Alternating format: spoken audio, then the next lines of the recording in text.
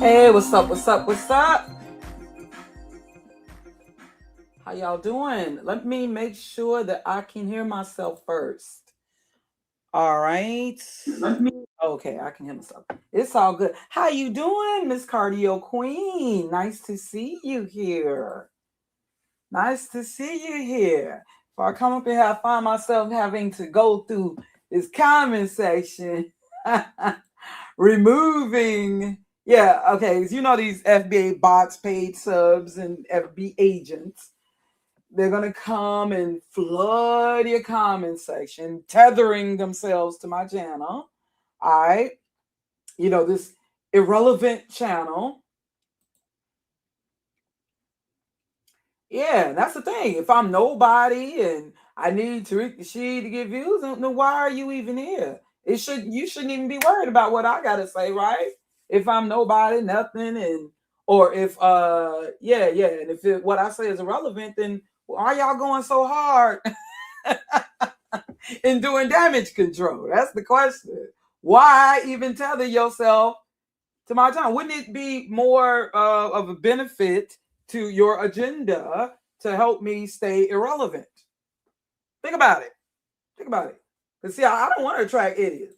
Oh, but I am definitely purposely hashtagging the FBA. I'm trying to draw the attention of those who have brains of their own. You know what I'm saying? I'm not trying to attract the mass of idiots. Do I want your attention? Do I want attention? Oh, most definitely. We all do videos, live streams. We all utilize social media for attention. Okay. Whenever we're utilizing social media, making videos, doing podcasts, uploading audio, obviously we're trying to get someone's attention. However, understand, if I wanted to blow up like that in YouTube, if I was that desperate for views, trust me, I have been here long enough. I know what to do. I could have flip-flopped just like a lot of these cats. And that's another thing too. I do want to do a video addressing like O'Shea Jackson. He was one who years ago, tried to get me to come on his panels back when he began doing the live streams. Although it was those of us like myself, and then you had those in what was referred to as like the black sector, who actually got the whole live streams popping in these blacker sectors of YouTube, even before these guys did with the live streaming and all. But I remember when persons like him and Angry Man and they wanted sisters like myself, people like myself who had already been established in YouTube to join them in podcasts and stuff like that. And like I said, I could have took advantage of that a long time ago, honey. I could have blown up a long time ago. All right. If I was that desperate for views. But of course, we're all doing this for views. But see, I'm not trying to attract just any and everybody. And I sure ain't trying to right. I could have been jumped on the coon train. I could have jumped on the divestment train. I could have went in that direction. I could have flip-flopped like a lot of these other persons up in here. Some of them, I remember when they had less subscribers than myself. Do you understand? But I didn't go that route. I stayed true, if you will, true to the game. Now you could say that I'm hustling backwards or that's dumb of me. And don't get it twisted. Don't totally be like me now. Now, I should have taken advantage of when it came to monetization and all that. I should have taken advantage of certain things when they were offered to me. And don't you know, YouTube has came to me as well.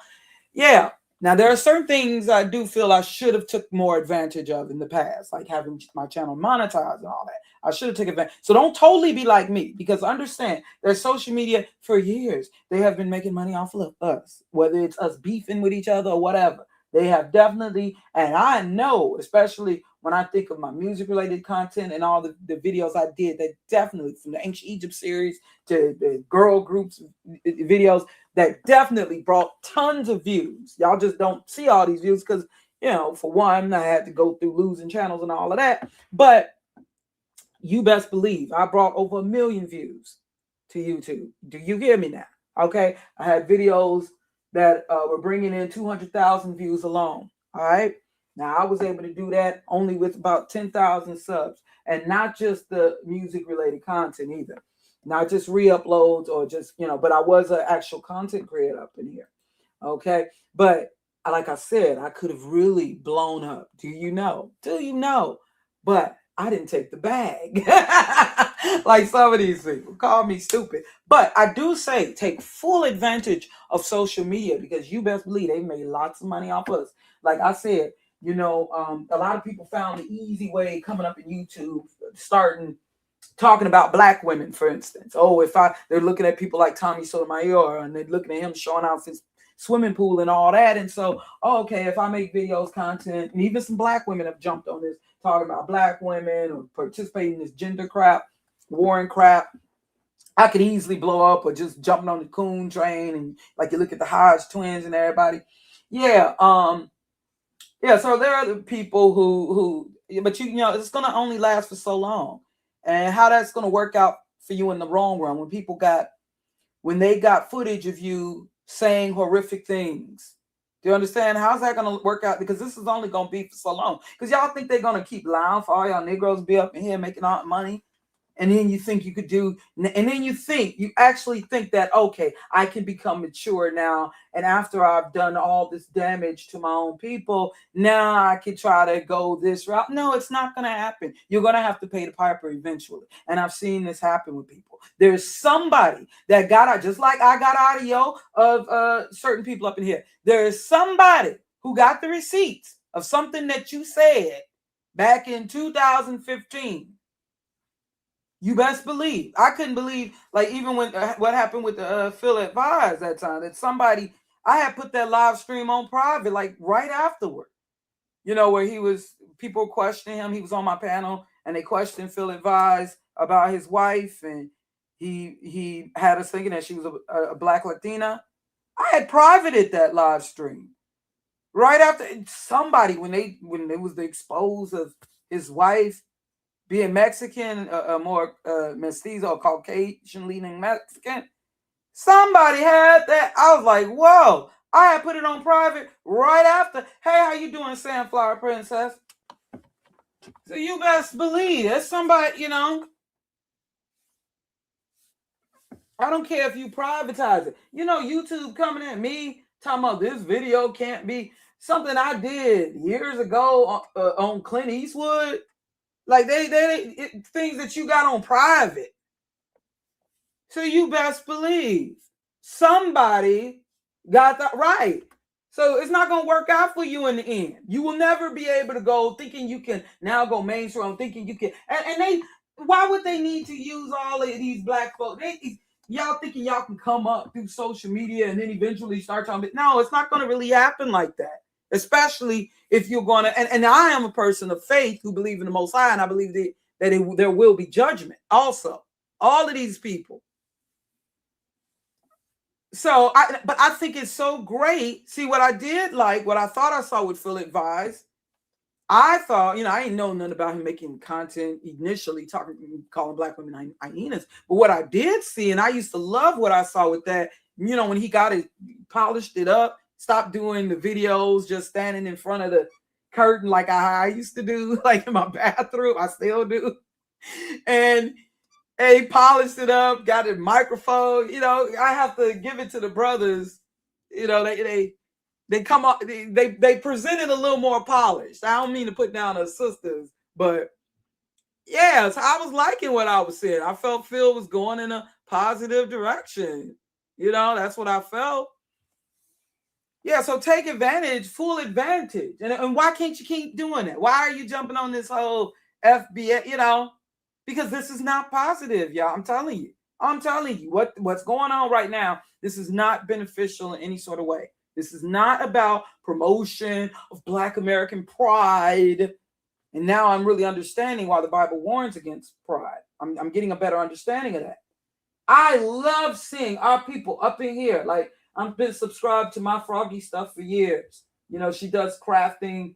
Now, I don't like when she be promoting some of this stuff for the XYZ, dolls and stuff. Yeah, like a trans doll. Or yeah, but over, and some of this stuff that come out of Disney. But I understand, she may be working with these brands and may have to promote some of their stuff, even if it promotes witchcraft and all that. But still, as a crafter, as a fellow artist, I watched from her channel from the beginning when she was just had a little janky camera and like me. I love seeing how she blow up. I tell you, totally take advantage of social media. I really, in a way, wish I would have struck when how does the saying go? When the iron was hot.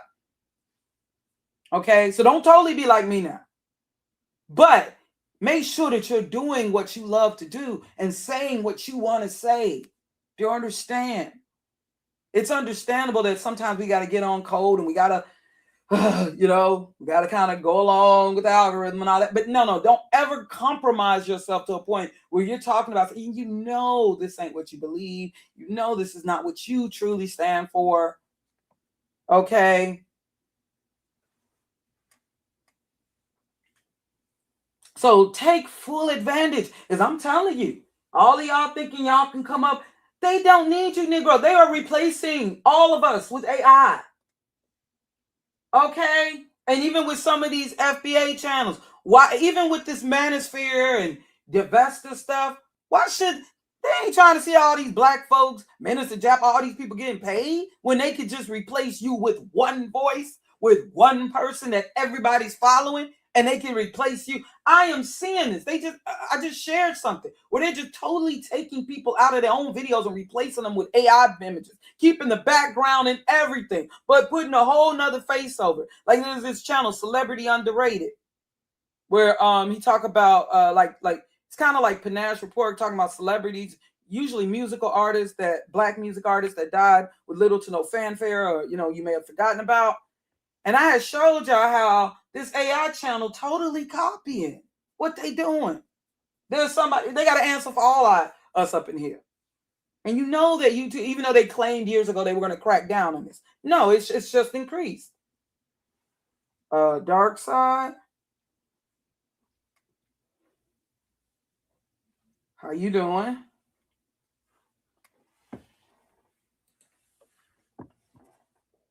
Yeah, and you best, I believe for sure that a lot of these supporters of FBA are some bots and or paid subs. It is very, very obvious because they are on it. Anything to do with Tariq Nasheed, if they detect that there is opposition to the FBA rhetoric. Now, how is this? My channel is not being promoted like that. Not at least, back in the day, we all had a fair chance of being seen and heard. That is not what's going on with my channel. So how is it that they're even finding my videos? Like, that means that every day they're searching, they're doing a search for whatever reason. They're doing a search each day for videos that are on FBA, or they're following an algorithm. I mean, I don't think that my video is being promoted. My streams are being promoted like that. I know they're not. So that means that these people are seeking, even though I've been in YouTube for years and I've definitely laid a foundation. I am a, if you will, foundational YouTuber. All right. So obviously these people, just like how it's the same thing. This is the same thing I witnessed with Soto Nation. And that was, even though I had been in YouTube longer than Tommy Sotomayor, okay, laying the foundation, if you will, for other Black YouTubers, along with certain other people, for laying the foundation for Black, quote unquote, Black voices in YouTube. Yeah, the first time I noticed this was like with Soto Nation. Anytime there was a video, and then sometimes it would be Tommy himself, sometimes under fake accounts. And I remember that was the first time, like I said, I heard anything about paid subs. It was Tariq Nasheed claiming that Tommy Sotomayor had paid subs in his diss of Tommy. And I'm like, what is he talking about? How does he even know about this? Most of us YouTubers didn't know anything about paid subs. Yeah, so that tell me. But remember, these guys used to have lunch together. So obviously, Tariq knew something about Tommy, just as Tommy knew something about Tariq Nasheed. They knew stuff about each other because they had been, to some degree, affiliated with each other. Around that time, they both kind of came in YouTube. Their presence became known in YouTube around the same time. And see, it was easy for them to eventually fall off with each other. It was almost like the Beatles versus the Rolling Stones, like I said, where you're supposed to see the Beatles as a better example for young kids, teenagers to listen to, or the Rolling Stones were the bad boys. Like Jodeci versus Boyz II Men. Jodeci kind of like the bad boys, whereas Boyz II Men kind of like the good boys. You get what I'm saying? And with Tariq Nasheed and Tommy Sotomayor, eventually with them falling off, it kind of made it like, oh, Tommy, the obvious raccoon that we can't trust, and make Tariq Nasheed going at Tommy and making videos talking about the raccoons and coon train humorous videos and puppets, and so it makes it. Think about it? How did Willie D enter YouTube, or how did he, when he entered social media initially, he had this video calling people coons, right? So automatically you see these people as representing, oh, they're the good guys. They're going up. That's how it was even with Tommy. It was a lot of these people, guys coming at Tommy, making videos, even came to me, wanting me to be on their panels with them and stuff. Acting like they want to slay, appearing as if they are going to slay the dragon on behalf of Black women and Black people. But then a lot of these very same guys, I knew, just like with the so-called Black sector, I noticed that they were just all beefing with each other. And then they would get mad at me because I'm talking to this, I'm cool or cordial with this person. I'm like, wait a minute. I thought we all brothers and sisters up in here. What? This doesn't make sense. I thought Tommy or the raccoons were the enemies. So why are y'all beefing with each other? I thought y'all on the same team. And then they would end up coming at me harder than Tommy Sotomayor just because I decide to be cordial with this other brother. Or And I'm like, what the hell is going on? Like, oh, so this is just about clout chasing, or you want to be seen as slanted. So a lot of people ain't sincere. And then some I just feel are straight up agents. Straight up agents. And then they end up being the most deceptive. Like Cynthia G coming up in here under the guise of pro-Blackness. And I'm realizing, like, wow, these ones who we thought were up in here representing pro-Blackness, a lot of them end up causing the most harm. They have been the most critical of quote unquote Black people.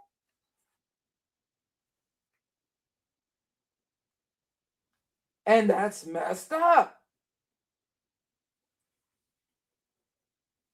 Yeah. And they notice how they have been just a flip-flopping.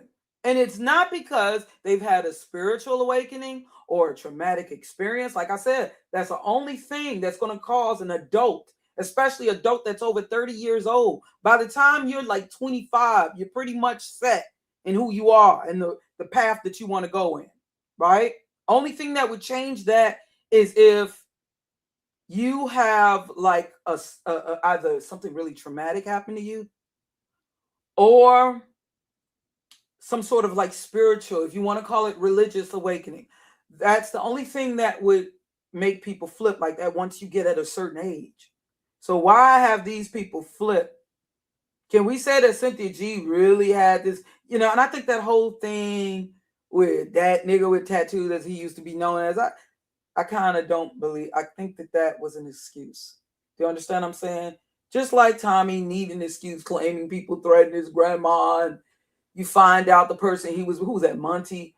Well, you find out they end up meeting together and doing a video together, and like, wait, you guys, yeah, the same guy does these little comedic skits, shown like he's showing a weapon in a video at Tommy, and then wait, if somebody threatened your grandmama, would you be later doing videos? Somebody had a video showing a gun and they threaten your grandparent or whatever. Would you be later in the video buddy with that person? I don't think so. So yeah, I realize we've been played big time up in here. Big time. A lot of these people, and I'm not saying that they, like in the case of Tariq and Yvette Carnell, they may, I believe they can't stand each other. But they are still, I believe, working for the same team. And with that said, oh yeah, and I'm gonna get to some of y'all questions. Oh yes, I'm having a delight in deleting, removing your FBA bot repetitive, redundant comments. And come up in here. Hold on, let me. I need to do a.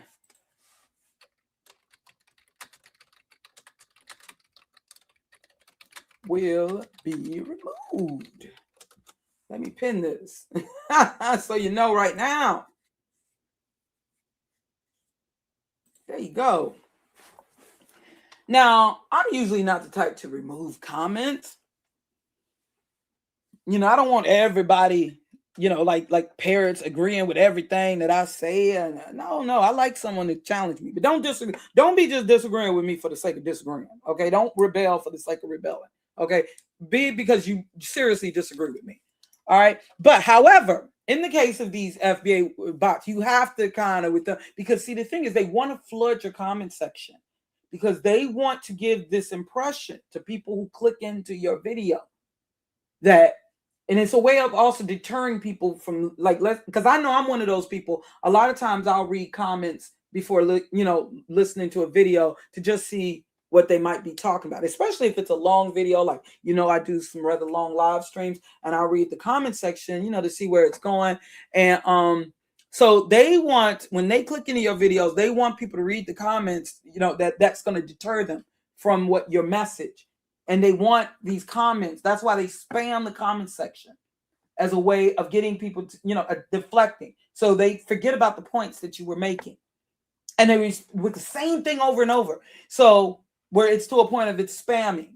It's a way of deflecting. Also, it serves dual purpose, multi-purposes.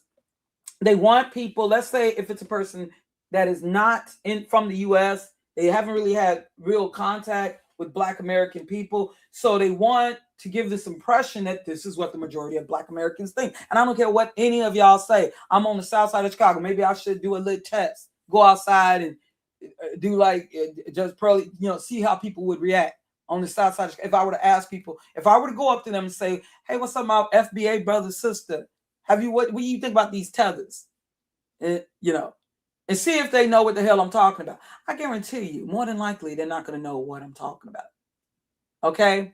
Especially if they're within a certain age group that wouldn't be as much in YouTube world. So yeah, they do want this to become popular, and I have to show you. Yeah, so Foundational Black American even has a Wikipedia page. However, they're making sure to not have Tariq. I'm gonna show you guys what I'm talking about. Not have Tariq Nasheed.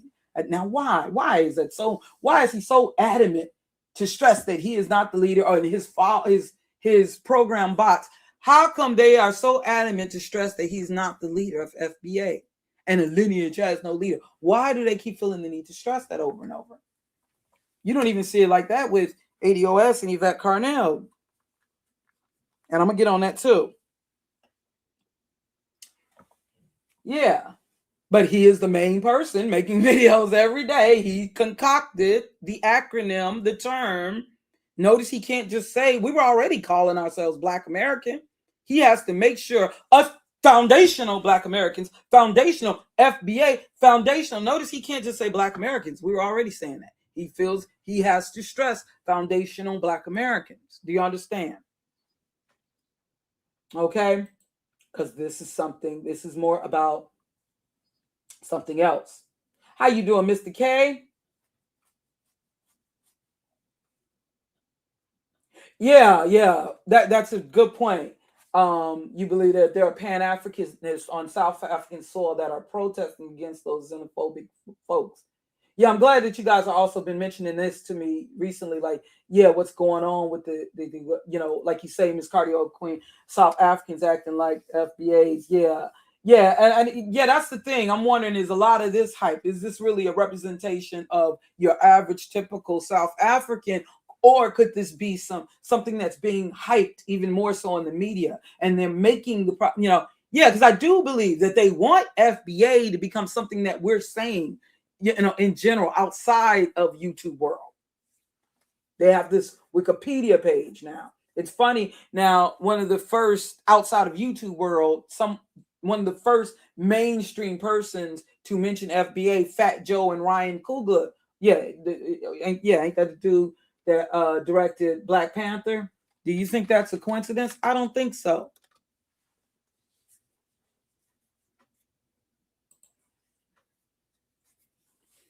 But yeah, let's see some of these comments. Let's see some of, and I've had to remove. But you got to understand, I'm telling y'all other channel, new possibilities, all the rest of you who may dare, because I think some people are afraid to address them.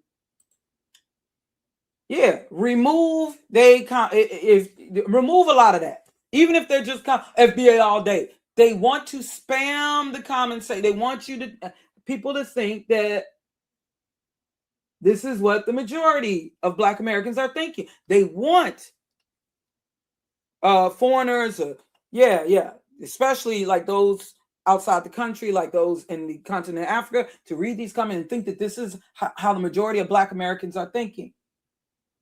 They want that impression.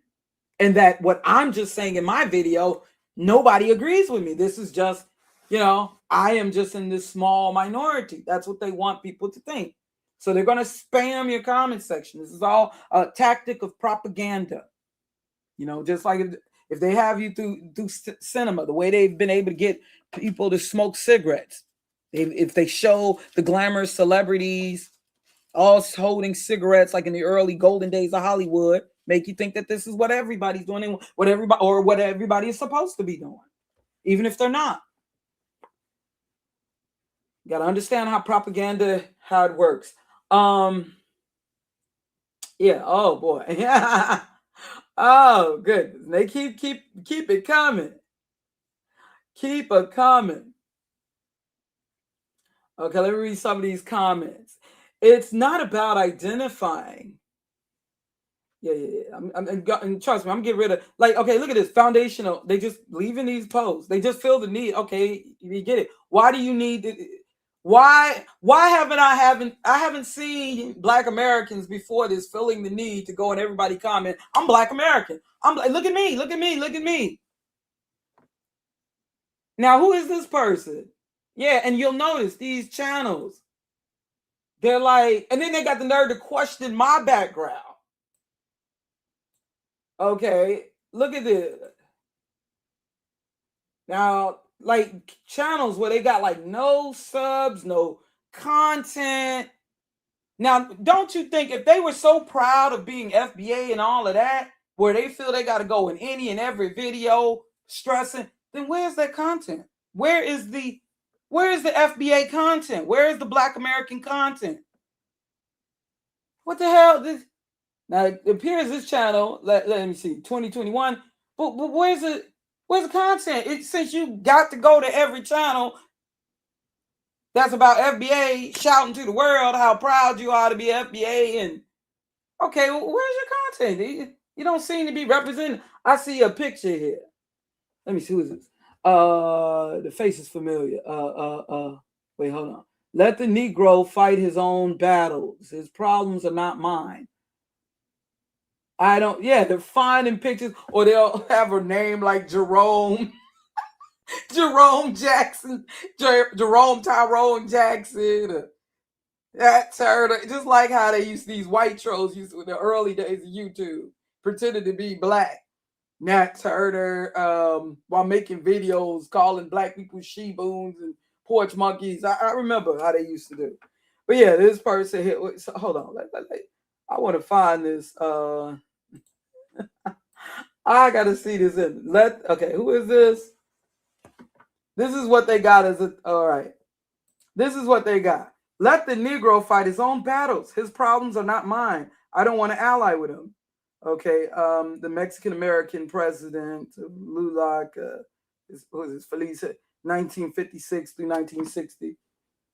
Yeah, yeah. So obviously they're really trying to stress that we can't trust, immigrants on it. But if they're pro FBA, why aren't they? Where's the content that is promoting Black Americans? You know what I mean? I mean, if this is what they are about, if this is all that they're about representing, it's since they're so busy wanting to come in my channel and I'm FBA and they're so proud of who they are, but I can't see it. I don't really see it represented on their channels. I don't really see that. Like you do see on my channel me being adamant, like even if it's not on this channel, me being adamant and speaking on the things like I love music. I'm passionate about music. So you see me talk about music. My feelings about the Bible. You see me talking about the Bible, even if it's, well, a lot of videos on private over here.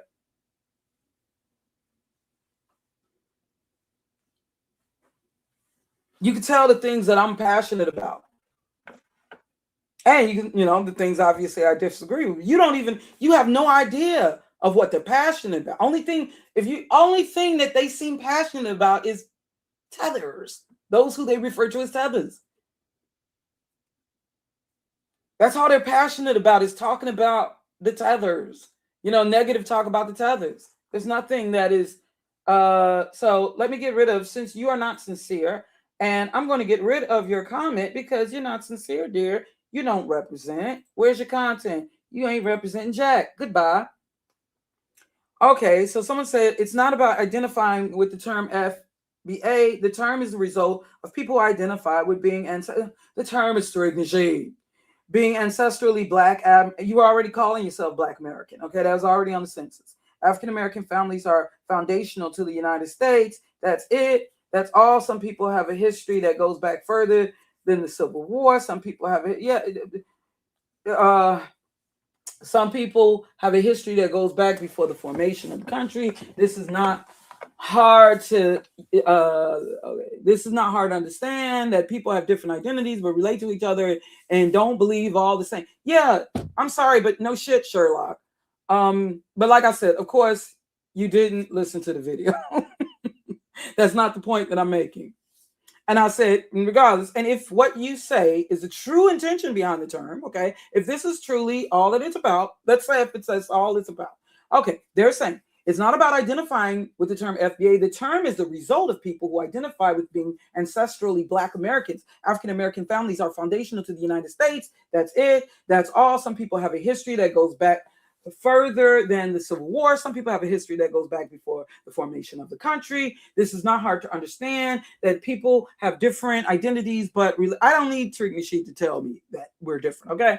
But relate to each other and don't all believe the same things. This is human nature in every country and in every ethnicity. Nobody speaks for everyone, but people can agree on a mutual identity and respect. That is not the point I'm making, all right? Because if it was truly about that, if that's what FBA truly represents, I'm not just talking Black Americans, but FBA, if that's what FBA truly represented, then I don't think I would have a problem with it. Now, would I?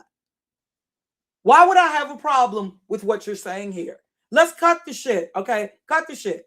So that's why I'm like, I know that the person did not disrespect me. I respect the fact that you responded to me in my comment section with respect. However, I gotta say, let's cut the bullshit, okay? All right? You didn't listen to the video and you didn't care about the points being made, because that's not the point that's being made.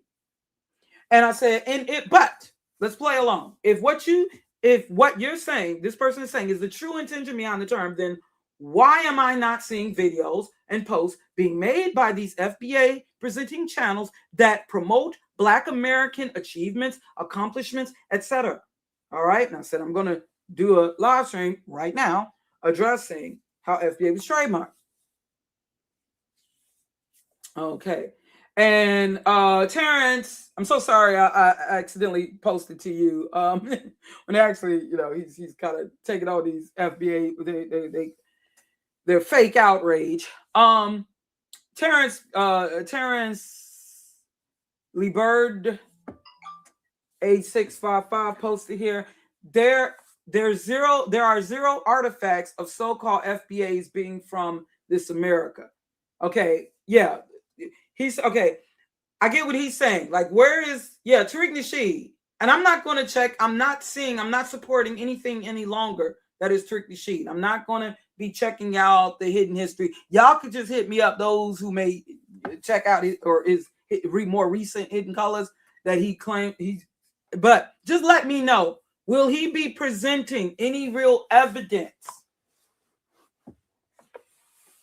of the quote-unquote Negro?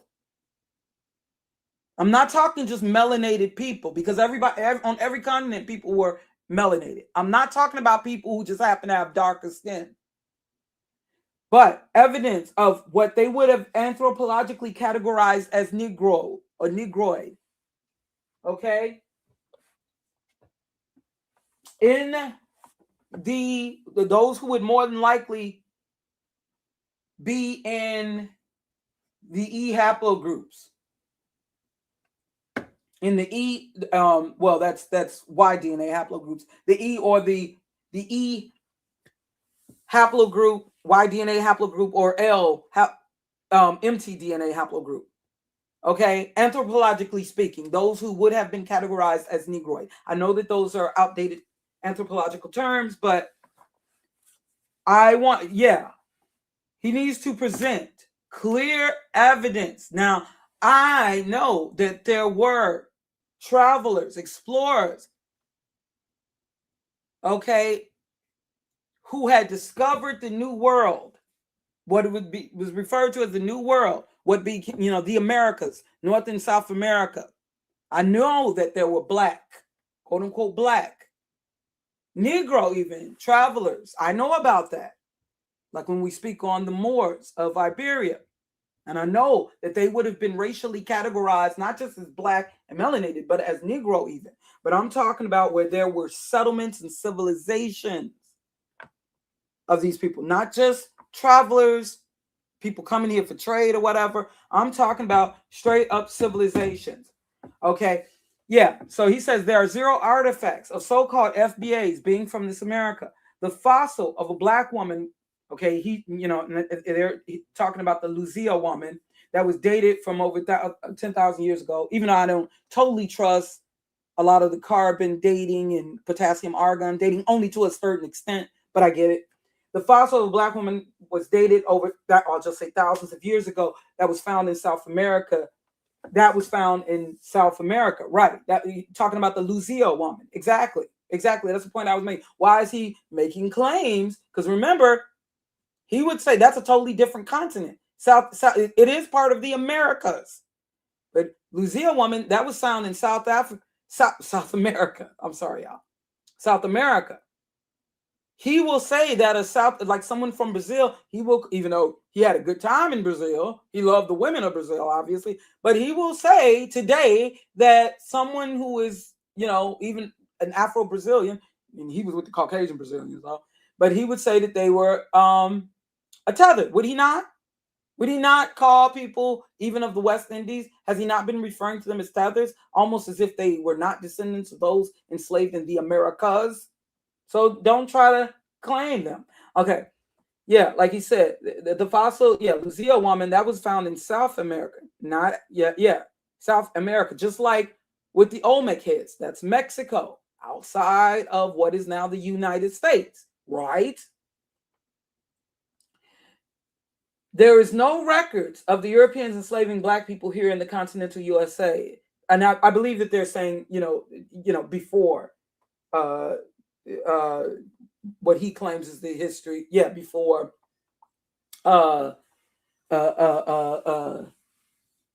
before the late, shall we say, 16th century. Okay. Yeah, and I'm okay. He says the Spanish conquered the red men here. Okay, now we know that the natives were definitely melanated people. Red, ruddy means brown. Brown, they were brown skinned, like let's say mahogany skinned people, like sepia colored people. We know that, but that don't mean that they were us. All right. The Spanish conquered the red men here and they succumbed to disease and brutal slave labor. There is no record by the British, the Dutch, the French, the English, the Germans, the Jewish, all slaveholders and traders before the United States was formed, of them encountering and enslaving black people, let's say black people who were already here, that is. Okay? You have to have proof of civilizations of quote unquote Negroes with the Negroid phenotype.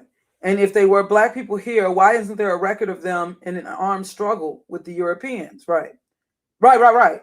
Like we know with the definitely with the natives that we typically think of. And I'm not saying I don't think that all natives to the Americas, North and South America, were the same or of the same haplogroup even.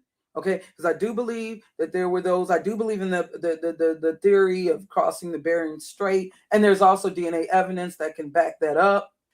Like when we talk about the QY DNA haplogroup and the CY DNA haplogroup, but I also believe that there were people who came not just from migrated, let's say, from Eastern Russia, like what was Siberia, into Alaska and into Canada and further down. But I also believe that there were people who came from Oceania. And I believe that all these people, the indigenous people, were melanated. I don't believe that they were, for the most part, like my color, lighter. No. I definitely believe that these were melanated people. Yeah.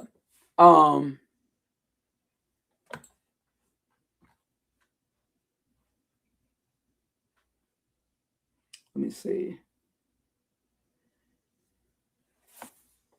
Let me see. There's no records by the British, the Dutch, the French, the Germans. All slaveholders and traders before the United States was formed, of them encountering and enslaving black people with the Negroid phenotype. Talking about in what is now the United States. And if there were black people here, why isn't there a record of them in an armed struggle with Europeans? The early Europeans who came and conquered the Americas and Canada has documented wars and slave revolts. There are no accounts of armed struggles with Africans who were already. None. Okay. Yes, it's something to consider. All right. And like I said, he is limiting the history. He is limiting the history. When you look at, once again, let's look at the how he defines FBA. Let's once again look at, okay, well, now we have Wikipedia. It says foundational FBA, foundational Black Americans, is a term used in contemporary social and political discourse. It's not on the census now, not FBA, not foundational Black Americans. Notice how he doesn't just say Black Americans, he says foundational Black Americans, FBA, hashtag FBA. Like I said, beware of these acronyms. But anyways, even like with some of these Hebrew Israelite camps, if they go on by these acronyms, foundational Black Americans is a term used in contemporary social and political discourse to describe a subset of Black Americans who trace their ancestry to people enslaved in the United States. The designation emphasizes lineage connected to American chattel slavery and the historical experiences that followed, including Reconstruction, segregation, and systemic discrimination. The term foundational Black Americans is used by some commentators and community members to distinguish descendants of enslaved Black people in the United States from more recent Black immigrants and their descendants. It is often invoking discussions related to identity, historical continuity, and policy debates surrounding reparations and resource allocation. Usage of the term has appeared across media platforms, including television segments, political discussions, and online discourse. Now, I wonder who put this together. Because, like we were told in college, now you got to, look at the sources with Wikipedia. I wonder who put this together. The concept underlying the term is rooted in the historical experience of Black Americans who who probably typed this together, whose ancestors, because you can contribute anything to Wiki, but let's, I'm just going to give you the Wiki quickie. The concept underlying the term is rooted in the historical experience of Black Americans whose ancestors were enslaved in the United States beginning in the early 17th century. This population experienced centuries of chattel slavery, followed by Reconstruction era transitions, Jim Crow segregation, and ongoing forms of systemic inequality. Scholars and commentators have noted that descendants of enslaved people in the United States developed distinct cultural, social, and political traditions shaped by these historical conditions. These, in other words, everything that we do, everything that we've contributed, it just was the result of us being oppressed, enslaved. Because even, yeah, and that's a funny thing. People will speak against what the Bible says in regards to the curses, but Deuteronomy also talk about how we are blessed. We're also taught how we, before breaking the covenant, how we were indeed kings. We was kings. We was only under the instruction of the Most High Yahuwah. Whereas FBA teaches you that pretty much everything that we've contributed, it was the result of being under the whip, basically, under white man's instruction, under white man's oppression. So everything from the food we eat, it was about us taking the leftovers and making something out of all that the white man thrown us. It's very limiting to our identity. This is foundational Black Americans. This is what it's saying, Wikipedia, foundational Black Americans. It limits. So really, y'all totally disregard all of everything that Tariq Nasheed, even disregard his name, which is, Moorish. Totally disregard everything that you've learned from all of the prior Hidden Colors series, because that has nothing to do with you. Most of what he talked about, these were the whether he was talking about the Egyptians, the Moors, he's talking about contributions to civilization that has nothing to do with FBA, what he calls FBA, because the only thing that we have been able to contribute has been from struggle and assimilation. Struggle, force, assimilation. Yeah, exactly. I know Miss Cardio Queen, one of the FBAs, and I can tell who created this Wikipedia page. You best believe it. Okay, they want to make it look legit. Because somebody who don't know what they're talking about up in here, they be like, okay, all right. I like the way that sounds, foundational Black American, But no, what are they really talking about up in here? What are these, is it really just about what they're claiming here? Okay. Again, this concept, where was I at? Scholars and commentators have noted that descendants of enslaved people in the United States developed distinct cultural, social, and political traditions shaped by these historical conditions. These contributions include influence on American music, language, religion, and cultural practices. Yeah, I definitely agree when we're talking about Black Americans. From a sociological perspective, the term reflects broader discussions about ethnicity, lineage, and identity formation within the United States. Some observers describe it as an attempt to define a lineage-based subgroup within the broader Black American population, emphasizing shared historical experiences tied specifically to U.S. slavery and its aftermath. The use of lineage as a defining characteristic has been compared to other forms of ethnic identification that distinguish groups based on historical origin and generational continuity. Discussions surrounding the term often intersect with broader debates about race, ethnicity, and national identity. Public discourse and criticism. The term has generated debate among commentators, journalists, and political observers. Supporters argue that it provides a framework for recognizing the specific historical experiences of descendants of enslaved people in the United States. We're going to look through YouTube and see, we're going to see, since this is what the supporters argue, and this is what some of them are trying to claim in my comment section, that FBA, the term itself, and all those who are claimed to represent the term, they're saying that it provides a framework for recognizing the specific historical experiences of descendants of enslaved people. We're going to look around YouTube and we're going to see a little later. We're going to see If that's true, if they're so, I should see that reflected on their channels, right? I'm gonna just look at YouTube alone. I can't even imagine. I'm scared to go to TikTok. Y'all got me. I tried to set up a channel there, but y'all got me scared. The stuff I've been hearing about TikTok, I'm kind of scared because YouTube has been draining enough.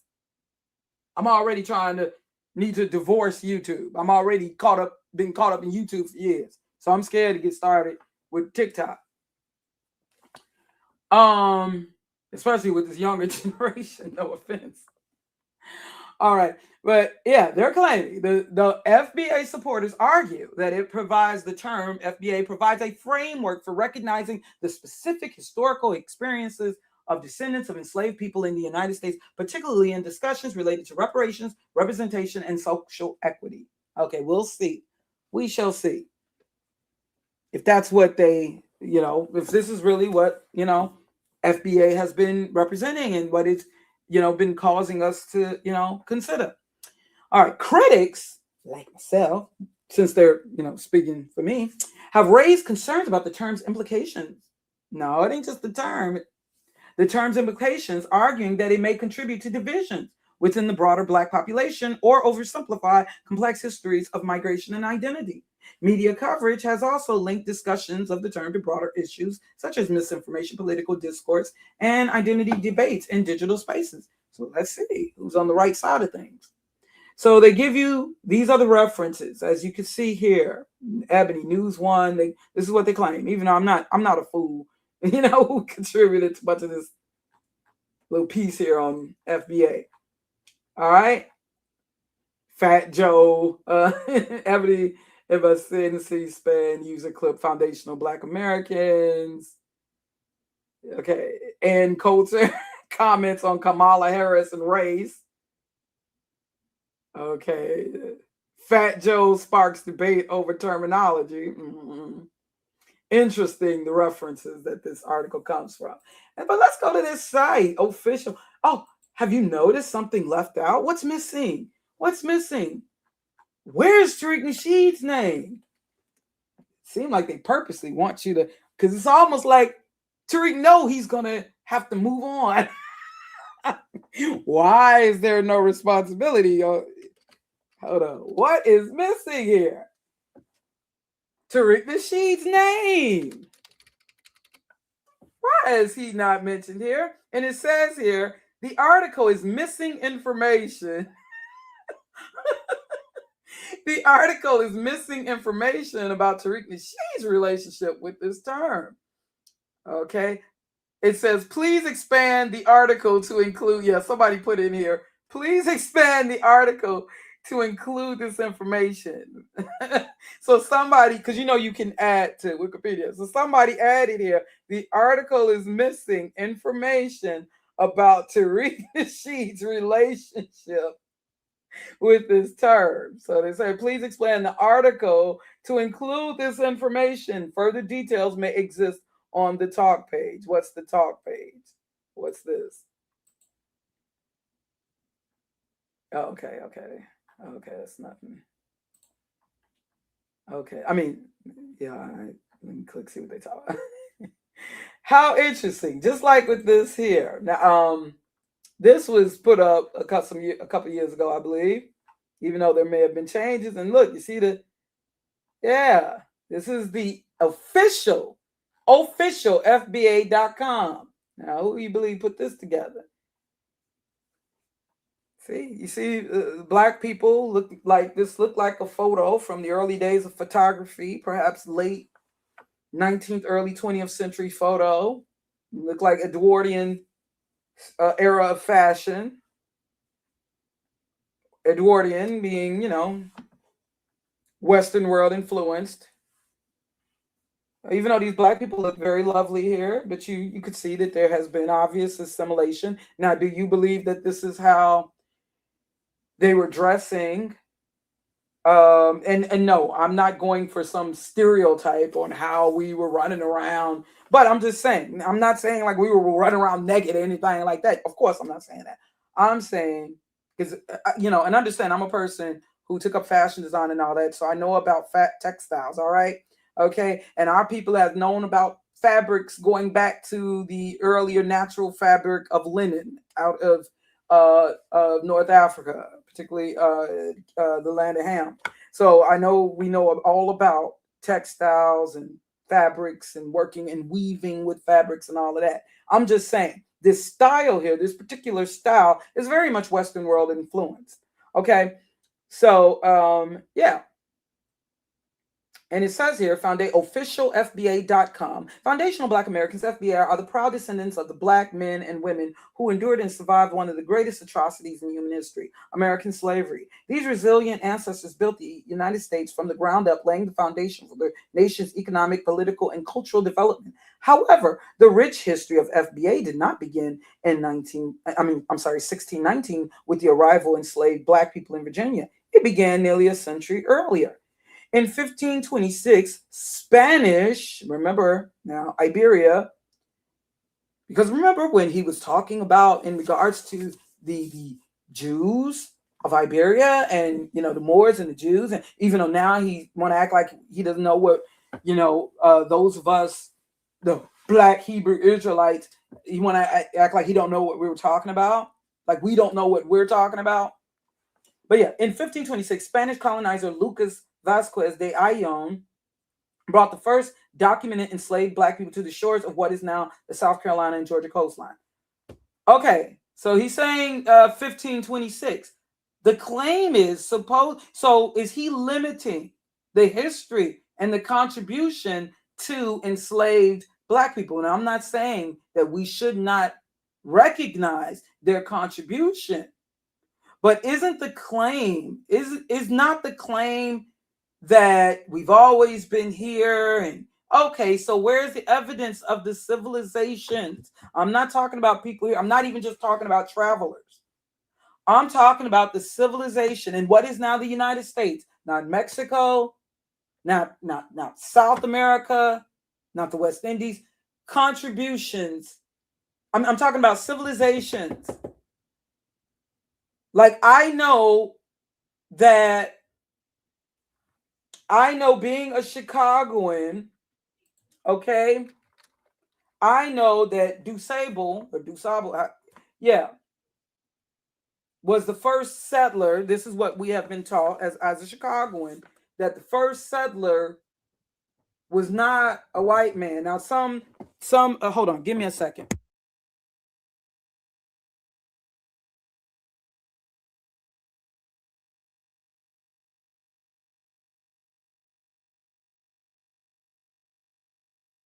Sorry about that. Press 1 if you can hear. Now, I know that some publications have him listed, because some people want to correct us as mulatto, although older writings, but I'll go into that another time. But yeah, now DuSable, he may have been mulatto. He may have been, but what I'm saying is even before the quote unquote white man got here. But understand that DuSable, Chicago, the first settler in Chicago, well, you had natives, those who were said to be natives here, and he was a merchant. He wasn't a slave. He was, but he was of Haitian descent. You understand? All right, he was of Haitian descent. So I know as a person from Chicago. All right, and this person, he was not a slave. I don't believe he was actually considered to be wealthy, and he had a native wife. I've even passed the college course, The History of Chicago. All right. But yeah, so I know about that. I have a museum after him here. But he was of Haitian descent. He was of Haiti.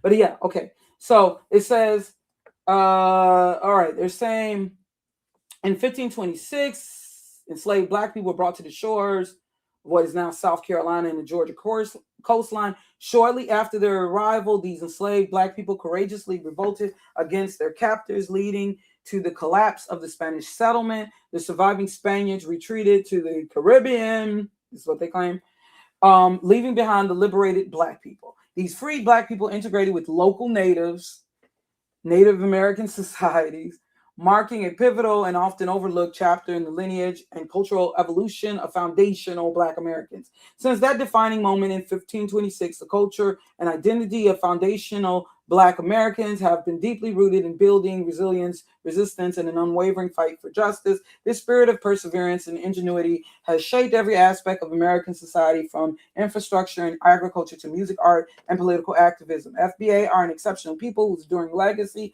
continues to inspire generations. It is important to clarify that Foundational Black Americans, FBA, is not a group, organization, or movement with a designated leader. FBA is a lineage-based designation referring to Black Americans who descend from the freedmen, the formerly enslaved people emancipated in the United States, as well as the free Black Americans who were present during the foundational building and formation of this nation. This lineage represents, and this is what they claim now, this is what this site claims, and this all sounds lovely, doesn't it? This lineage represents, even though it's limiting, but it sounds lovely. This lineage represents a unique and unbroken connection to the Black Americans who helped build, shape, and define the United States from its earliest foundations. We honor and celebrate.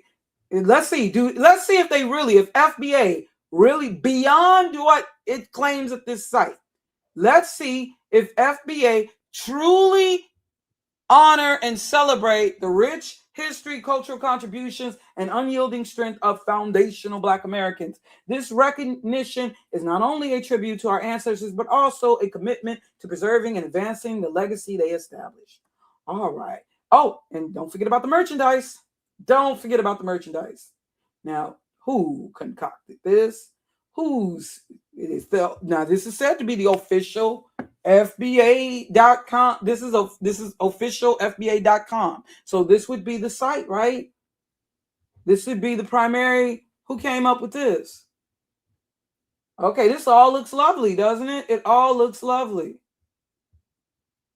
From this to this to this, it all looks lovely. It looked like, oh, make sure you buy Tariq Nasheed. He's got a book, Foundational Black American Race Baiter. Interesting. Don't forget to get the book. Own a piece of history by getting an authentic hardcover copy of the book, FBA Race Baiter, by author Tariq Nasheed. I guess he's just an author, but he has nothing to do. This name. I'll tell you what the axes and the torch represent. All right. So, get the bandana, get the American flag, buy now. Yeah, okay. And they creating a holiday and all of that. Arati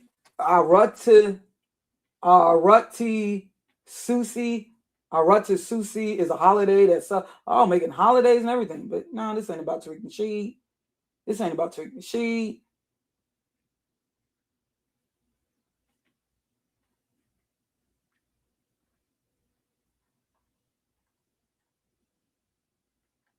No, Tariq Nasheed, I guess he has nothing to do with this. But this is the official.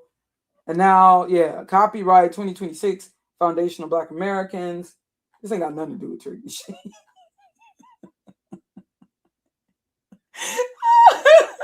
When you say his book was probably written by Ghostwriter, yeah, you never know. You never know.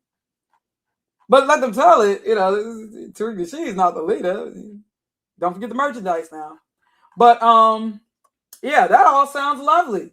But let me go to some of these. Let's check it out. And I'm gonna go into, talk, like, okay, I looked up FBA's trademark, right? It's actually Haven Bernard's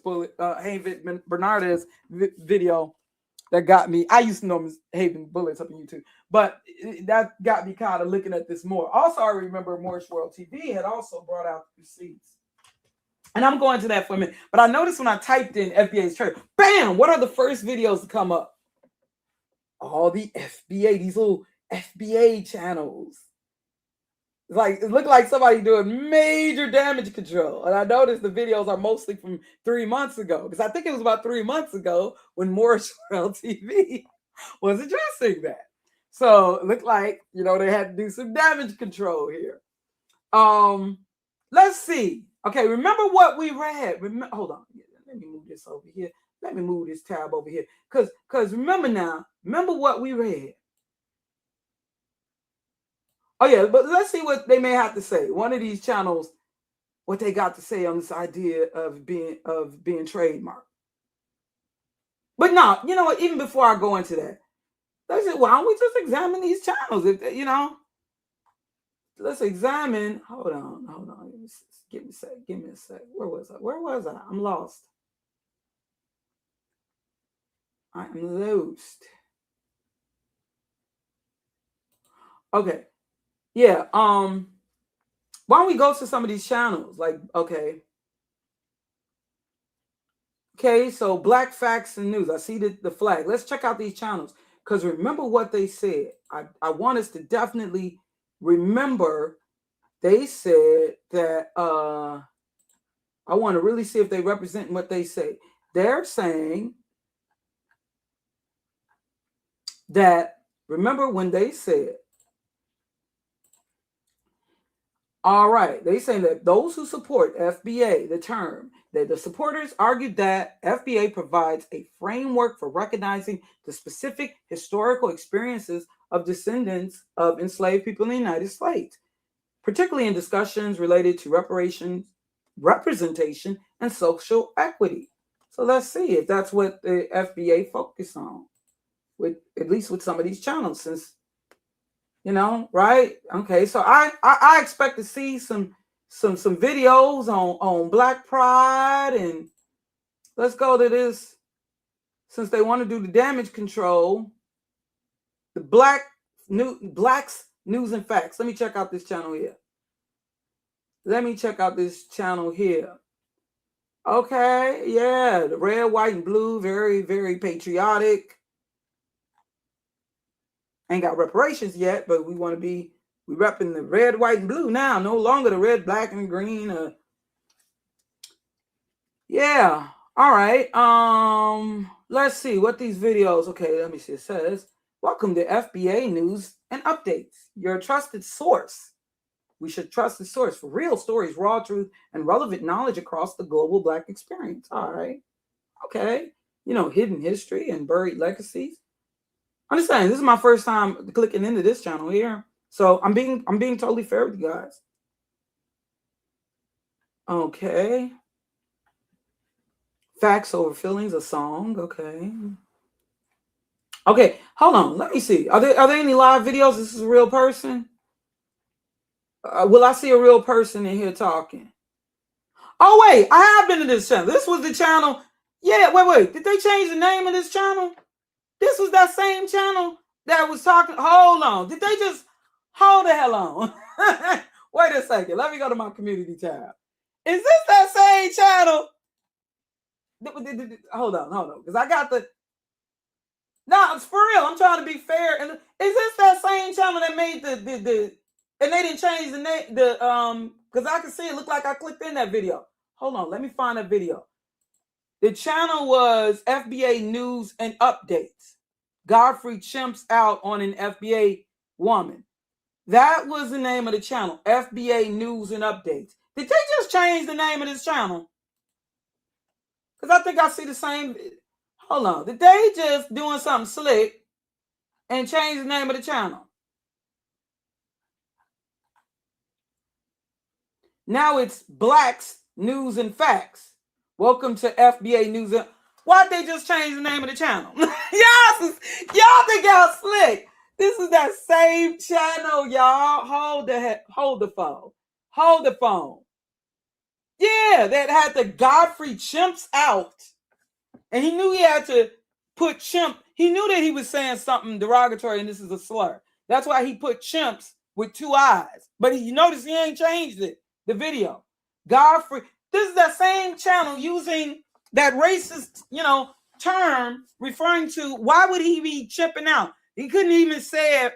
Now the other one said crashing out, but this channel says chimping out.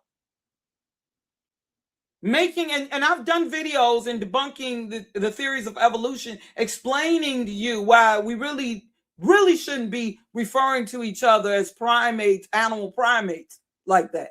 And what that goes back to eugenicist teachings and shit that led to, attempted acts of genocide. So why would we even be thinking of referring to our people as monkeys, beasts, and more specifically primates, animal primates, like chimps. That's a term that they have a site, chimpout.com. So why on earth would we even think he could not have addressed Godfrey? So who is behind this site? Is there a real person here? Is there a real person? Or is it just an AI image? Remember, make sure they make them look black, but we ain't that black. So they changed the channel name, the FBA News and Updates. So it says, welcome to FBA News and Updates. So they obviously very recently changed the channel name to Black's News and Facts.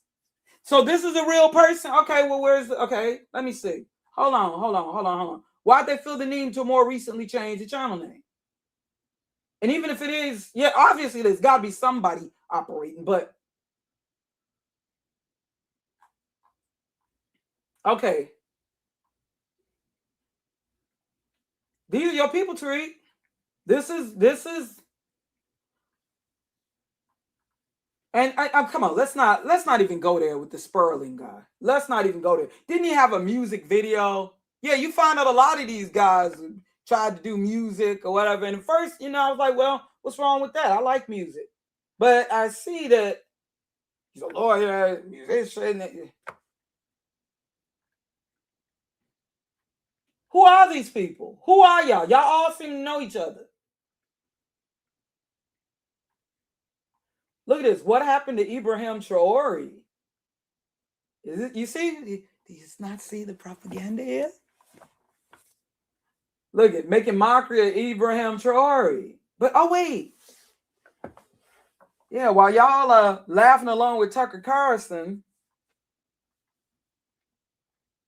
So let's see. Okay, look. Okay, despite all that, this is supposed to. Let's see. Okay, like I said, if they are about. Okay, let's see. Where's the talk about reparations? Let's see. What do you get from this channel? Is this about Black American pride? Let's see. This channel, have they been talking about Black American pride? Okay, FBA's built the country. Happy Labor Day. Let me see. Let me click into this.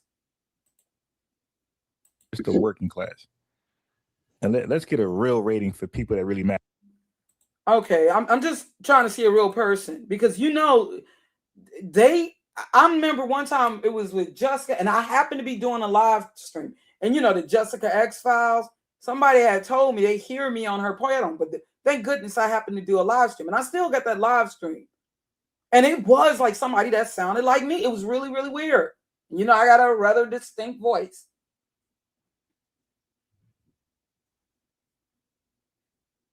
Yeah, I bet you don't never come up. These people want to question me. Yeah, one of the comments left telling me I don't even look like a Black American. Okay. But I'm like, wait, but you could see me. I don't. Who are you, though? People have been seeing me in social media for over 20 years. Some of people have even met with me in real life. Okay? But who are you?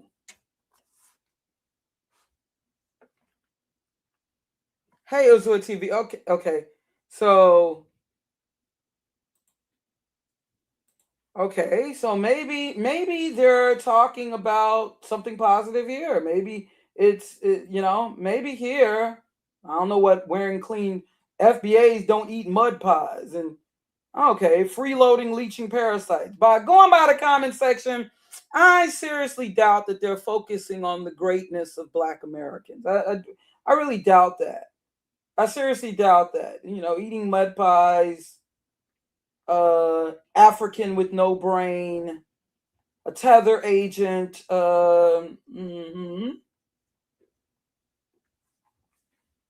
It looked like, I thought, I guess, I don't know when they talk about when FBA's built the country, but I guess you got to buy the book, huh? And then you'll learn. If you buy the movie, if you purchase it, then you'll know. So this is the same channel. Has this person ever showed their face? Or is it just this AI image? Doubt it. So now it's Blacks with an X, which is very questionable. Blacks News and Facts. Yeah, this is okay. So, anyways, let me see. Do I see videos? Indigenous woman learns about F and FBA foundational. Okay. Cosplaying tether facts over feelings song. Eritrean woman learns she ain't black. Senegalese woman, Somalian man. Where's the FBA content? Where is the stuff about Black Americans? Other than we better than you and we don't stank like you and all that. Where's the content? Where is it? I thought that this was okay. Where's the reparations talk even? I think just seem like y'all are more Arawak Tether. Tether learns Marcus Garvey was a scammer. Tony Banks trolling. Okay, Guyanese woman. Jamaican says he's this. What does this have to do though with the history of Johnny? They're talking about John Henry Clark now. John Henry Clark. They're gonna be talking about Malcolm X next. Trust me. Considering that his mother's ancestry roots, they're gonna be John Henry Clark or Johnny lies about Africa and Marcus Garvey. And I'm not saying that these people are perfect and we need to be worshiping people whether they're alive or not. Okay, let's see. Maybe Martin Luther King. Maybe there's something. FBA ethnogenesis is a homogeneous mixture of different ethnic groups. Okay. Professor Griff denies the. I just see a whole bunch of targeting of black folks. The black folks they want to see as tethers or tether supporters. You know damn well that Malcolm X would not agree with this bullshit. So why are y'all using him? Y'all would throw him on the bus if you haven't already, just as you did the Professor Smalls. And this just seemed like a lot of look at bones in the nose. This is like like a Looney Tunes cartoon. What I'm seeing is a bunch of characters. Like I might as well be watching a 1940s cartoon.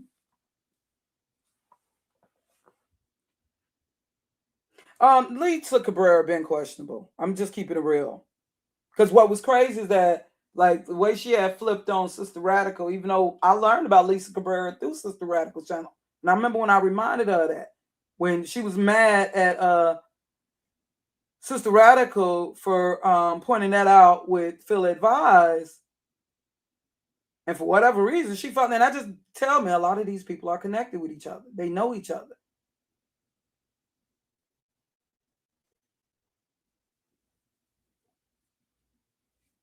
Otherwise, but I don't really go in, I'm not gonna with Lisa Cabrera because from what I've seen, her content, it's not negative. That's not the focus of her channel. So I'll leave that alone. Long as that's not, what I'm saying. I don't know. I haven't been there in a minute. But last I've seen, being that that's not, what I'm saying? I can understand people can bump heads, disagree.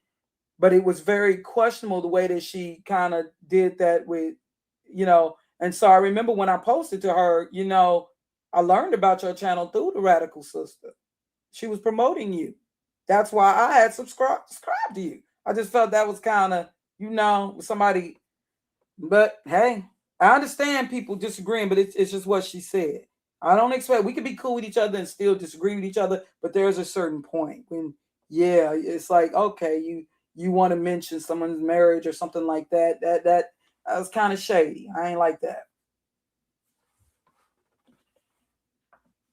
That didn't look good.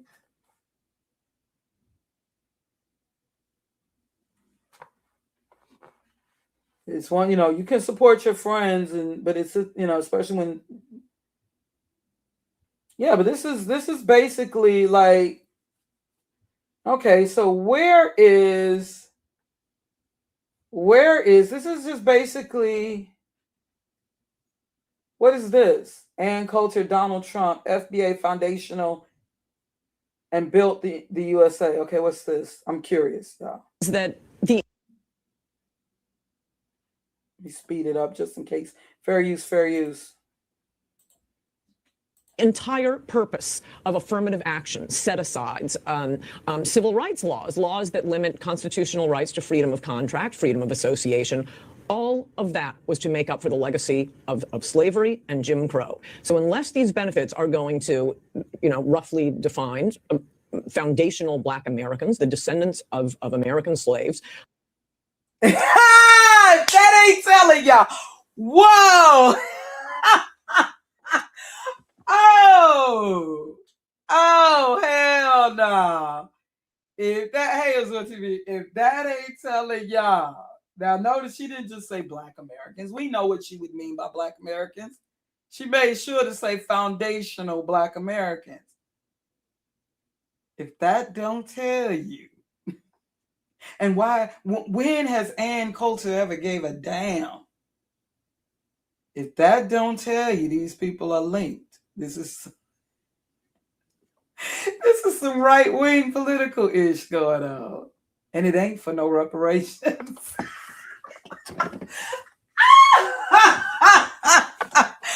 Oh, if that ain't telling. Hold on, she give you a shout out. Of slavery and Jim Crow. So unless these benefits are going to, roughly defined, foundational Black Americans, the descendants of American slaves, you've taken away the whole purpose of this. So to make the point that Kamala isn't a foundational Black American, I'm always pointing to unless these benefits are going to. And I don't give a doggone about either one of these political parties, but I see what's up. Oh, it is clear. It is so clear.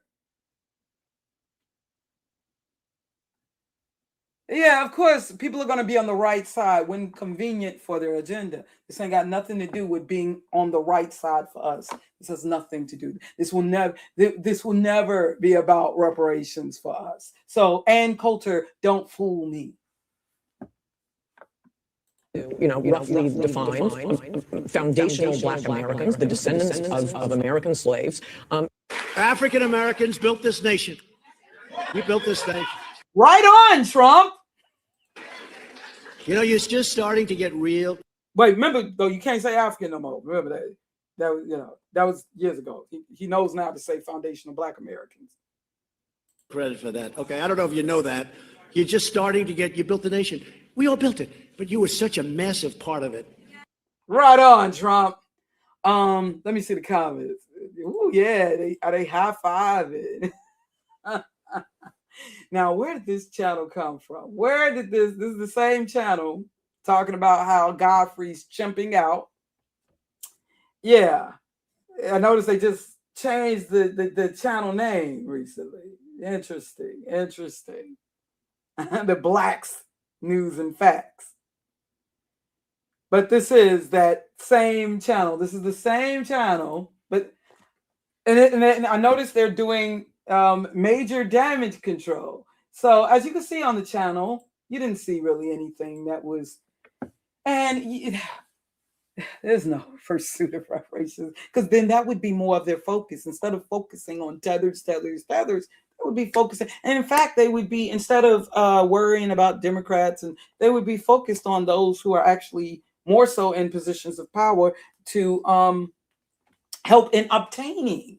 The pressure would definitely be on Donald Trump and those who would have more, but no, they're so worried about what Jasmine Crockett or whoever. But anyways, okay, let's look at another one of these channels. Am I sharing this? Okay, because this is when I put FBA as trademark, I see a lot of these channels doing damage control. So let's see, is this about what they claim FBA is really? Wait, it's the same channel, ain't it? Damn, same channel. Wait, hold on. FBA News and Updates, Black Facts and News. Wait. Okay, this is the same exact channel. This is the same exact channel I see. Okay, I thought I would be going to a different channel, but it took me to the same channel. Okay. 2 videos, same channel. The Blacks Facts News and Blacks News and Facts and FBA News and Updates, same channel. I don't know why they're showing it with different names here. The same channel. But this is one of the if you notice, there are these FBA channels that are popping up. There's this one where God kind of looked like Tariq Nasheed. You'll notice these, they're very questionable. Because understand, they like, there's this one channel that's on black music and stuff, sound like an older woman like myself, an older black woman. And then I noticed they were saying something totally wrong. The accent was like on point, right? It was very convincing, sound like an older black woman talking about 80s music and stuff. I showed that to y'all once before. But then I noticed something that I know they pronounced that was very, very off. And I know that we know how to pronounce it. Okay. As black people, we know this music artist, we know how it's pronounced. So I'm like, hell no, I've been fooled by a damn bot channel. An AI channel. And I'm not saying I'm totally against AI, but hey, how you doing, Irvine Palmer? I was like, oh my gosh. But yeah, they claiming but let's go into now what influenced me to want to do this live stream on FBA being perhaps trademarked. It was actually Haven Bullets. Shout out to Haven Bullets. This video here, let me speed it up a little bit. Fair use, fair use, fair use. I'm gonna speed it up just a little bit. But it was this video here. Again, fair use. I don't feel like going through all this. Fair use, fair use, fair use. Now, Haven Bullet's been up in here for years now. Okay, I can't say I know his exact background, but yeah. But I know he's been up in here for years. I could just speak on myself. I'll let him speak on himself and his background.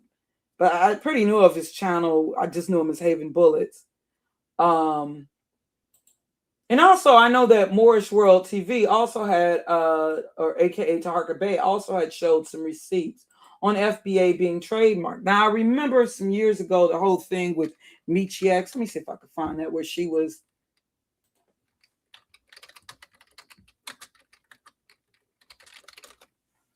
Let me see.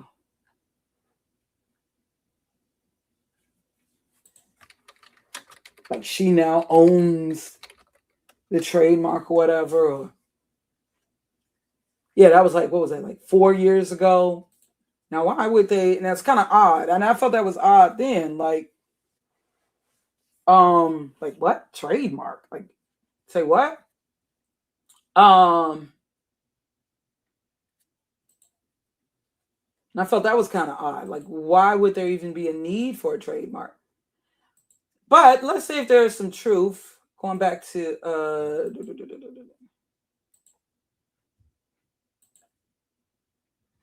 okay, what influenced me? Now they're saying that the Haven Bullets, aka Haven Bernardez, he's biased and all it is. I'm like, well, many of you are biased. Whether or not I'm biased, we all have our bias. But the thing is, can you bring receipts or some sort of information to support your bias? That's the thing. I'm biased. I sure am. I have my bias, but that's okay. That's not necessarily a bad thing. But can you at least support your bias with some sort of information that we could see as factual, that could be deemed factual? Okay. All right. Let me play some of what he emphasize reparations, EO records. I appreciate the clarification. Oh yeah, by the way, this is on his Haven Bernardez channel. Tariq Nasheed exposed the real reason he trademarked the foundational Black Americans and Convo with Grok. Not too sure what Grok is, but or who. Tariq Nasheed. I appreciate the clarification, Tariq Nasheed. However, per USPTO records, serial number 97309-615, you own the foundational Black Americans trademark since 2022. Wikipedia and sources like... Oh, okay. You say Grok is AI? Okay, thanks for letting me know. Black Agenda Report credit you as founder of the FBA movement, which emphasized reparations for descendants of U.S. slavery. This aligns with your public statements and films. I'm basing this on verified information, not lies. Let's discuss facts. Wait, but okay. Let's discuss facts. Oh, let me, I don't know. I'm using the music. Okay, and let me also show where he shows. Yeah, okay, going back to. Okay, because someone in support of FBA had posted, now this was in August of 2025, how can a lineage-based movement have a leader? Now, this is what a lot of these FBA supporters, for whatever reason, they are quick to claim that Tariq is not our leader, I guess because they don't want to be seen as followers or whatever, or they just don't want him being held responsible when this all falls down. And he can easily step out and say, well, you know what? I never was the leader. I just supported the term. So I don't know why it is that he's so adamant to not claim the movement that he started, or the hashtag and the agenda and the movement that he was behind. I don't know why he is so adamant to distance himself from that. Okay? Although he talks FBA, he's been the one promoting. Okay, but anyways. They say, how can a lineage-based movement have a leader? Okay, and it says here, a lineage-based movement like When Tariq got cooked by Grok. I'm gonna start here because as you can see, the person asks, how can a lineage-based movement have a leader? Which is stupid in itself. A movement by definition has a leader, but we're gonna go to this. We're gonna get right here. Wait, but I So, kind of did. a movement by definition. I did kind of want to read what it said there. Let me see. Grok says, a lineage-based movement like FBA can have a leader if that person founds trademarks and actively promotes it, as Tariq Nasheed did. Okay. Okay, so leadership organizes advocacy for reparations and identity, even if I did want to read all of that though. Definition has a leader, but well. Okay, and it says Jesse Jackson coined the term African American in the 80s. Does this make him the leader? And it says no, Jesse Jackson popularized African American as a broad ethnic term in the 80s, 1980s. Yeah, I could show you proof before Jeff, I could show you proof, he popularized it, exactly, but didn't found an organized movement or trademarked it. Okay, Tariq Nasheed explicitly founded FBA as reparations-focused group, trademarked, and leads its advocacy through media. We're gonna go to this. We're gonna get right here. Jesse Jackson coined the term African American in the 80s. Does that make him their leader? No. Jesse Jackson popularized African American as a broad ethnic term in the 1980s, but didn't found an organized movement or trademark it. Tariq Nasheed explicitly founded FBA as a reparations-focused group, trademarked it, USPTO, that's the U.S. government, and leads its advocacy through media and events. Remember, he did the reparations event and all that other stuff. This is Tariq, the bozo. Grok, please stop lying on me. Tariq responds. You told the bozo. Grok, please stop lying on me. You told two blatant lies. One, I did not found a movement. I acknowledge a lineage. Two, I never created a reparations-focused group. I helped popularize and correct ethnic term like you claim Jesse did. Why do you choose to lie, Grok? This is Grok's response. I appreciate the clarification, Tariq Nasheed. However, per USPTO records, serial number 97309-615, you own the foundational Black Americans trademark since 2022. Wikipedia and sources like Black Agenda Report credit you as founder of the FBA movement, which emphasized reparations for descendants of U.S. slavery. This aligns with your public statements and films. I'm basing this on verified information, not lies. Let's discuss facts. Okay, so as I've shown y'all, all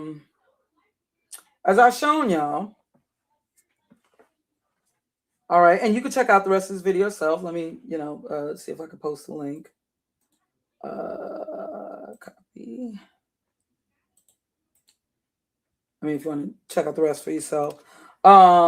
yeah, that's what got me wanting to talk about this. Although I also saw Remorse World TV also, but I said I want to see things for myself. Yeah, and show it to you guys live because I also found this here. Now this is just from a Facebook page. It said Tariq Nasheed filed to register the trademark Foundational Black Americans, giving the serial number and all 97309615 on March 13th, 2022 for use in communication services. However, the trademark application is currently listed as abandoned due to a failure to respond to the USPTO. I'll explain to you USTPO PTO is in a moment. Okay, again. However, the trademark application is currently listed as abandoned due to a failure to respond to the USPTO. All right. Key details regarding the filing: Tariq Nasheed, based in Chesapeake, California. Status it said status dead, abandoned as of October 19, 2023. First use in commerce was September 23rd, 2020. Interesting. While Nasheed initiated the filings, the status indicates he does not hold an active registered federal trademark for the phrase. So I said, now, I said, let me in real time. Now you see me in Wikipedia here. I don't know if you are you able to see. They used to show like with the address and everything.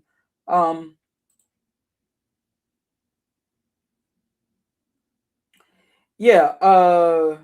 As I showed you here, this article in Wikipedia, it no longer or it does not have Tariq Nasheed's. Yeah, the article is missing information about Tariq Nasheed's relationship with this term.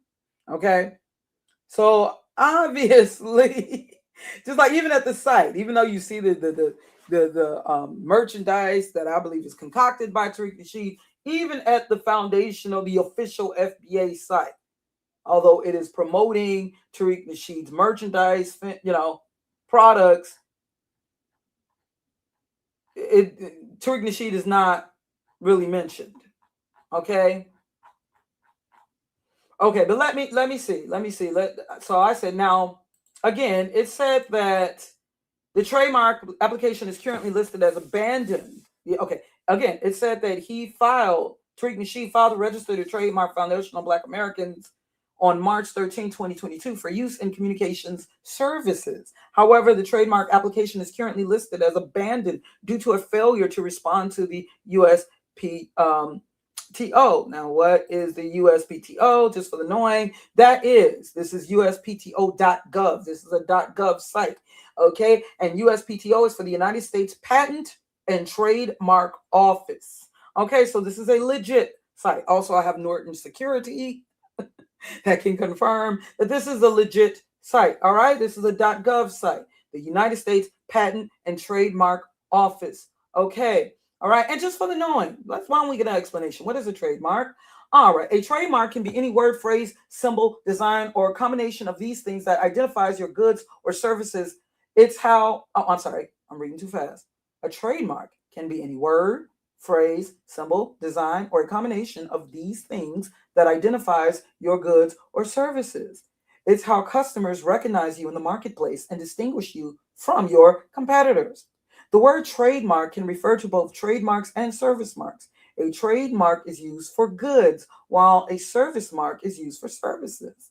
Okay, and a trademark, one, identifies the source of your goods or services. Two, provides legal protection for your brand. Three, helps you guard against counterfeiting and fraud. A common misconception is that having a trademark means you legally own a particular word or phrase and can prevent others from using it. However, you don't have rights to the word or phrase in general, only to how that word or phrase is used with your specific goods or services. For example, let's say you use a logo as a trademark for your small woodworking business to identify and distinguish your goods or services from others in the woodworking field. This doesn't mean you can't stop others from using a similar logo for non-woodworking related goods or services. Okay, that's interesting to know. Another common misconception is believing that choosing a trademark that merely describes your goods or services is effective. Creative and unique trademarks are more effective and easier to protect. Okay, all right. And you become a trademark owner as soon as you start using your trademark with your goods or services. All right. All right. So that's it from the United States USPTO, or the United States Patent and Trademark Office. And again, once again, it said that Tariq Nasheed, it said that this is the claim from a Facebook post that Tariq Nasheed failed to register the trademark Foundational Black Americans in 2022 for use in communication services. However, the trademark application is currently listed as abandoned due to a failure to respond to the USTPO. Okay, and now you know what a trademark is. Let's go into what is a patent. Now, a patent is a legal right granted by the United States Patent and Trademark Office, or the USPTO. All right, you get a patent through them, and a patent is a legal right granted by the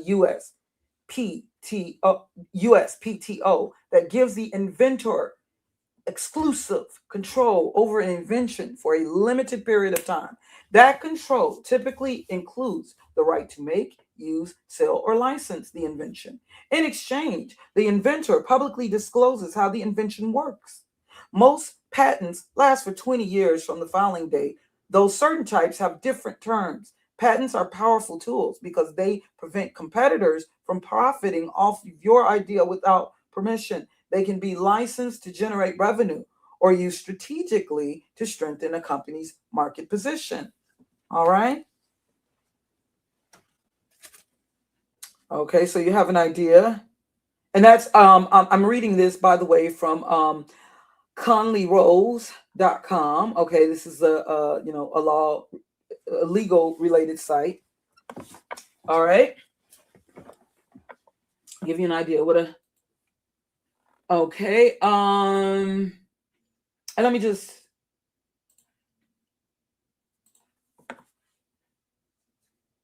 trademark registration requires. Okay, I'll come back to that. What the USPTO requires. Maybe I'll come back to that. Okay, now what is Justia?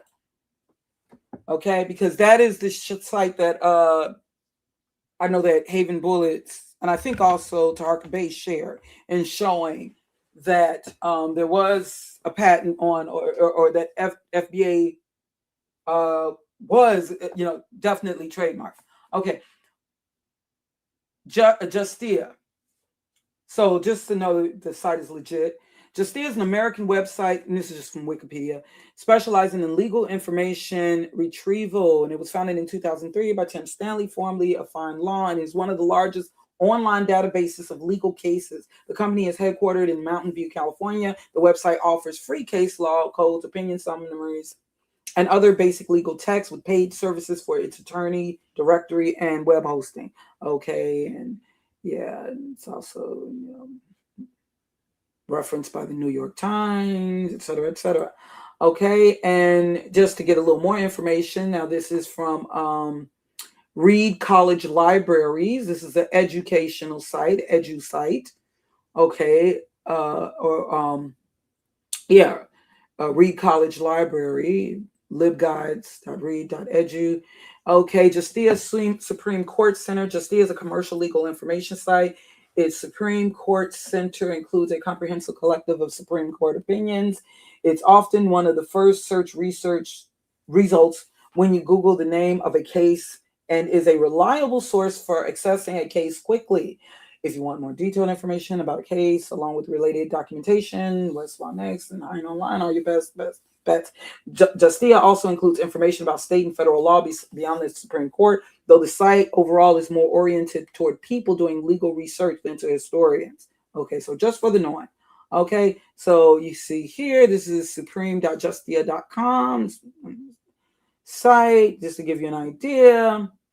Okay, and so now trademarks.justia.com. Okay, after typing in Foundational Black Americans, this is what came up, so you can see for yourself. All right. Yeah, so let's see. And hold on, I'll give you, let me put the address, see if I can.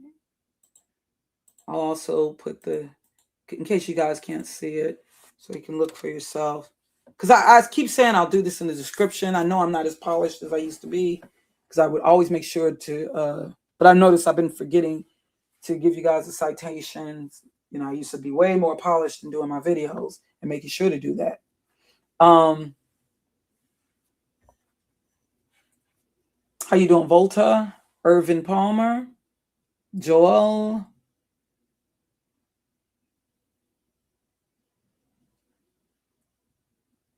I mean, you're proving Tariq's point about the trademark. Why would you even feel the need to trademark? I know, but I know that there's been the damage control from the site that, you know, using terms like chimping out. I see that there are videos making sure to do damage control. I'm sure he did not really care for this much information to get out. Okay, so let me see how far back. All right, I see here March 20. Let's see. Foundational. Now, this is what's interesting. More recently, okay, but let me go further back. Let me see as far back as I can go. Foundational Black Americans, Foundational Black Americans. Okay, let me see how far back it goes. There's truly Foundational Black Americans. I'm trying to go back. Okay. Okay, the furthest back that I see, this is interesting, all that's coming up. This is very, very, very interesting. What's coming up. Okay, I see something actually going back to more specifically with foundation. Hold on, let's get more specific. Foundational. Oops, wrong. Okay, Control F. Foundational Black American. Oops. All right. I just wanted specifically, nothing else. Okay, the earliest that I'm seeing right here, October 8th, 2019. Let's check it out. 2019. It says here, let's check this out. Let me make sure ain't no personal, nothing too personal showing.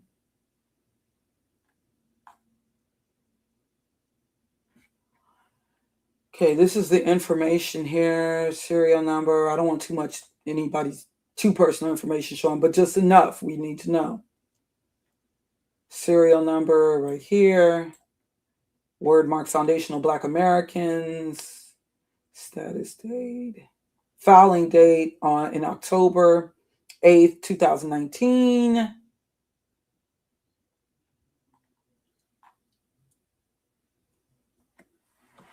Goods and services, online retail store services featuring books, electronics, and clothing. Goods and services organizing live events in the nature of conventions for cultural or educational purposes. Educational and entertainment services, namely providing live motivational and educational speakers. Classification information, advertising, business management, business administration, office functions, advertising, business management. All right. So you see the information here. All right. And this is with Tariq Nasheed. So how can you say that he is not the leader if it seems to go back earliest with Tariq Nasheed? He may have been inspired by Claude Anderson or whoever he claims, but he still concocted. Notice that he makes sure he doesn't just say Black man, but the foundational Black American, hashtag FBA. Now also there's like this FBA is for like, what is it? Like something to do with shipping or something, I think. I noticed. But yeah. So yeah, you got trademark details here. All right. Then there's also here, going back here.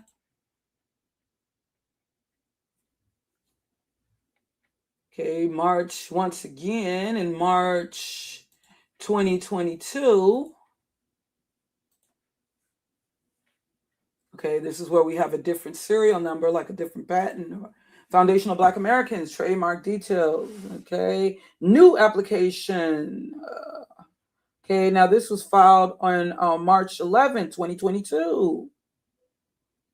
Okay.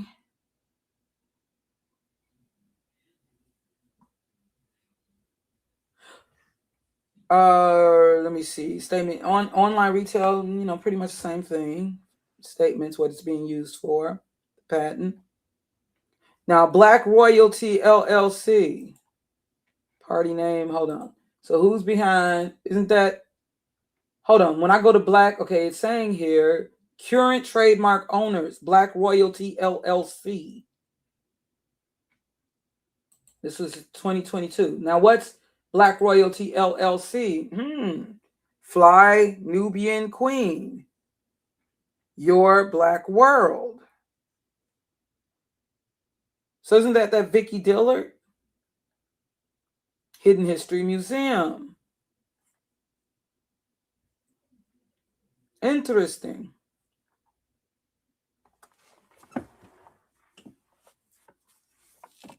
I mean, I'm just, this is all very interesting. Yeah, so this is the Black Royalty LLC trademarks used by, Black Fly. Yeah, it seemed to be all very much connected. So it's no surprise that they all have very similar talking points. Let me just look at that again with the foundational. But yeah, once again, as you can see here, okay.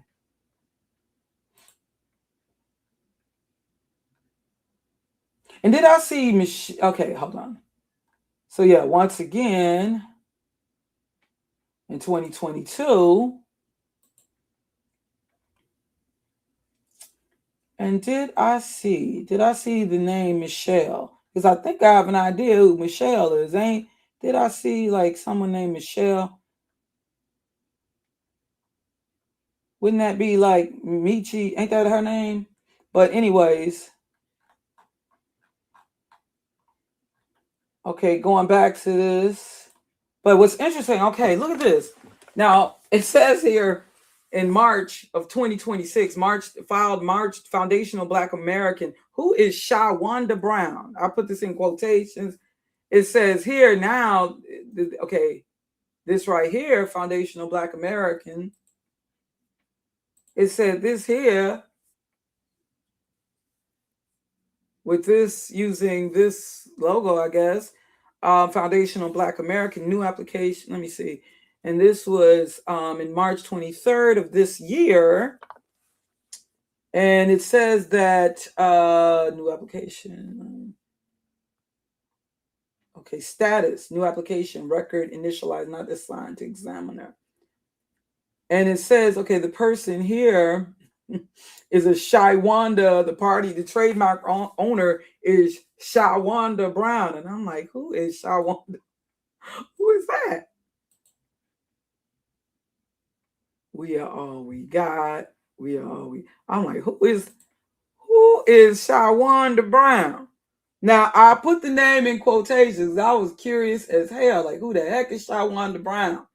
And I'm going to tell you, only thing I was able to find when you put it in quotation, only thing, because that's a very, very, that's not a name that's all that common. It almost sounds, not Shawanda, but Shawanda Brown.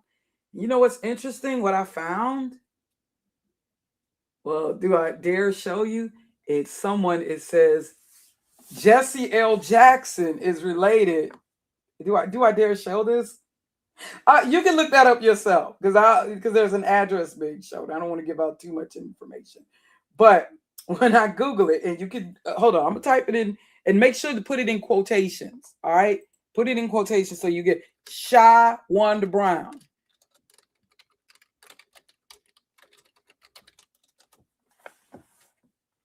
Shawanda Brown. That's who they say is. And it said that related to Jesse L. Jackson is related to Shawanda Brown, this person who is in Illinois. We all know Jesse, Rainbow Bush headquarters in Chicago and everything.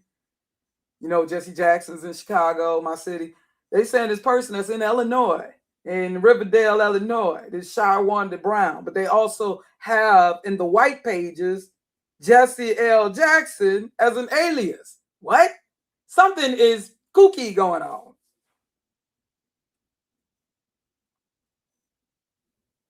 That's the only Shy Wonder, and that's a rather unique name now. Y'all hear me, right? Y'all still with me? How you doing, June 7, Gemini?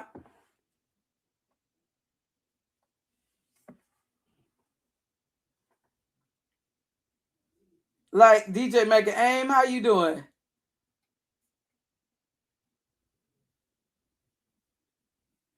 And Volta and yeah, I don't want to type in because like addresses. I'll let you do that yourself. But this Shy Wonder Brown, the only Shy Wonder Brown, and I don't think there would be too many with that name in the United States. But you never know. Shy Wonder Brown. Only thing that came up is in Illinois. Somebody who is in the white pages. It says here, this person in Riverdale, Illinois. It says here. I'm not going to show y'all that tab because, I don't know. I don't want to. But it says also Jesse L. Jackson, somebody supposedly young, and Jesse L. Jackson is an alias. Like they're related. Like, say what? And, of course, Jesse Lewis Jackson, who, the activist who just passed away recently. Yeah, I guess it's a very quote unquote FBA name indeed. But yeah, this is all very, very interesting. Could this have been a concocted name? I don't know, but this is all legal. So yeah, going back to this Shy one. So, but yeah, I think it's fair to say. Now there's something truly foundational Black Americans of Daniel Jackson here. I think it's fair to say that, yeah. Wait, you're a Black World. You're a Black World. Wait, that's.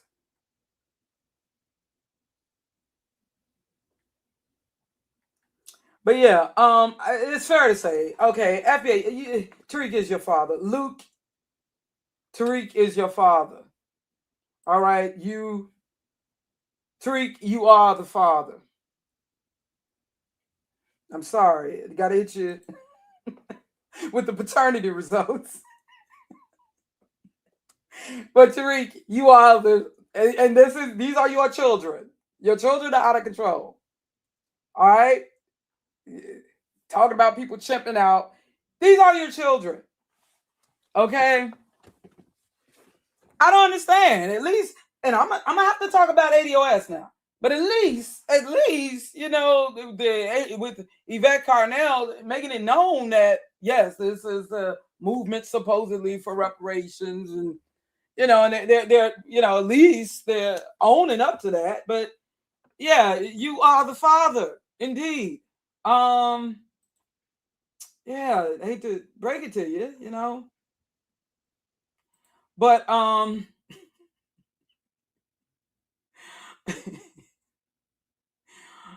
and like I said, you go to these channels that are supposedly representing AFBA, they're just all they're focused on is, it's just like what we've seen with all of these channels that are supposedly defending and protecting and promoting their people, whether the people are Black men, Black women,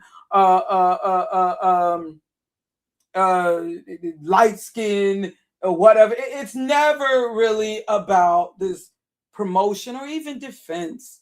It's so busy talking about and one thing, like I said, they all got in common. The bad guy got to be Black. They got to be Black to some degree. Maybe they're a Black foreigner, maybe they're dark skin or whatever, but they got to be Black. They got to be Black to some degree. And I'm at a point where I want us to, I believe that we should identify as Yasharel, but because I'm getting, and that's more about me having a spiritual awakening. That ain't even about necessarily what my flesh desires, because I am still very much stuck in Blackness, pro-Blackness. but it's more about, what I know, it's more of a spiritual thing with myself. Okay. Why are you tethering to my channel? Why are you tethering? My channel is irrelevant. You're talking about still mad at FBA. No, y'all the ones mad. You can't stop talking about tethers. Why are you tethering? You can't even talk about the great achievements of Black Americans because you're so busy. Let you tell it every day you're encountering angry Haitians. Let you tell it. Okay? If it's an old conversation, why are you participating? It's such an old no, it's not an old conversation. Don't you have a roast to attend? Tariq Nasheed, I'm sure probably right now he has a video talking about musty tethers. I can tell you that shit will never get old with y'all. They got somebody left in my comment. Oh, y'all, they left in my comment. Yeah, you just came in, and now you can take your exit. Bye. Stop trying to be seen. You're welcome. You can thank me later for the attention I've given you. Don't use that shit as an excuse. Your master, your daddy is being exposed, and you got to do the damage control by trying to spam. Wait, how do I do this? Get your ass to exit. Top flight.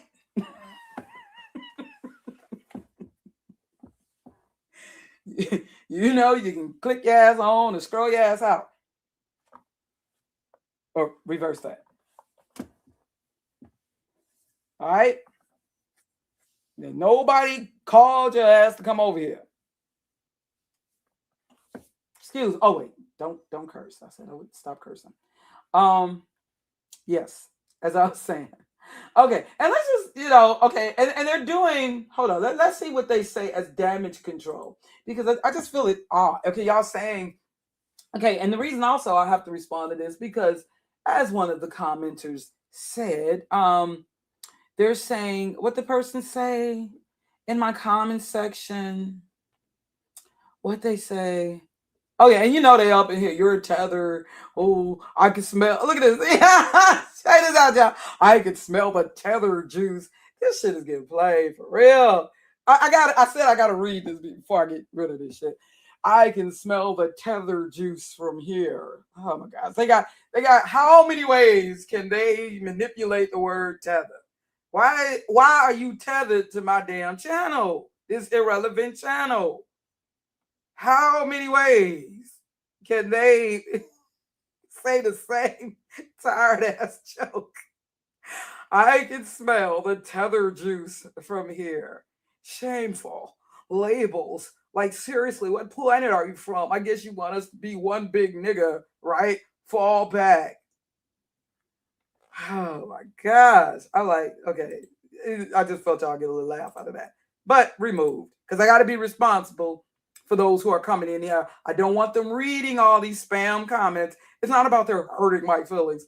I don't want them reading all of these comments thinking that this is what the mass of Black Americans are thinking. And that's why they spam these comments. But anyways, where was it? Okay, this person here, or bot or whatever, says FBA reflects a lineage. Okay, from what I've seen in YouTube, I think you guys are talking more about the so-called tethers and always in a negative light than your lineage, to be honest. So I don't see a reflection unless FBA lineage only has to do, I guess FBA culture only represents roasting. There's nothing about, let's say, FBA cooking. There's no FBA cooking channels. There's nothing about FBA. Y'all don't really talk about history. Oh wait, you gotta pay. You gotta pay to see that in his upcoming film. That'll be interesting. I'm not paying this time, but that'll be interesting. Yeah, so what is it? What is the lineage? What does the lineage represent? Roasting people all damn day? That's what the lineage represent? Just talking about tethers all damn day, finding a comment, one person that you don't even know, or waiting, anticipating a caller, a scripted caller, a staged caller, more likely to say something about Black American food or something. just so you can listen to Tariq have an excuse to do the same roasting that he's been doing. I used to find him funny, no longer, because you got to know when something is old and tired and played, which you guys don't. And that's what's funny. They have the audacity to come up in here telling me this conversation is old, but yet you're roasting. You will be in here tomorrow looking for another Tariq Nasheed roast. No, this isn't old for you. So is this what? I don't see anything reflecting a lineage. I don't see anything.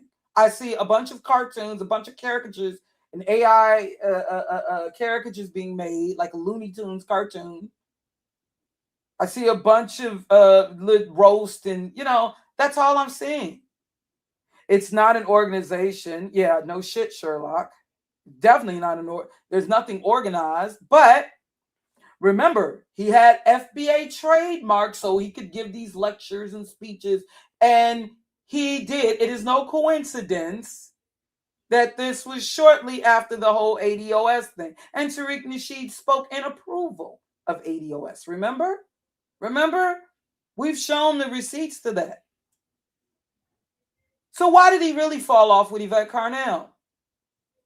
Now, I gave you my theory. Okay, it's not an organization. Of course. So what's your point? Not an organization. But it is an agenda. There is an agenda. It's definitely.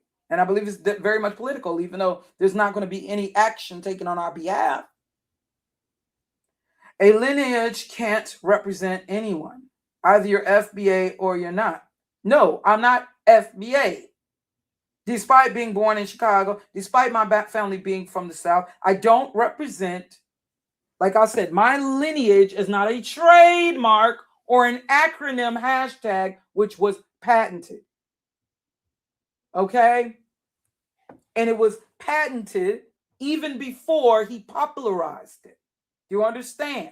There are things that were popularized and already but no, Tariq Nasheed initially, going back to 2019, before he made the term really popular, he had already, what it showed there, correct me if I'm wrong, but I do believe it showed around 2019 when he first put a patent on it. That was before it even really became popular like that. People were already referencing African American. Now, yes, because somebody responded to me. Yeah, okay. I said, my lineage is not a trademark or an acronym hashtag, which was patented. You are only speaking for yourself and those of you who follow Tariq Nasheed. Why can't y'all accept that? And so then someone doing damage control, African American is trademarked. Okay. People have been saying African American, have been using the term African American.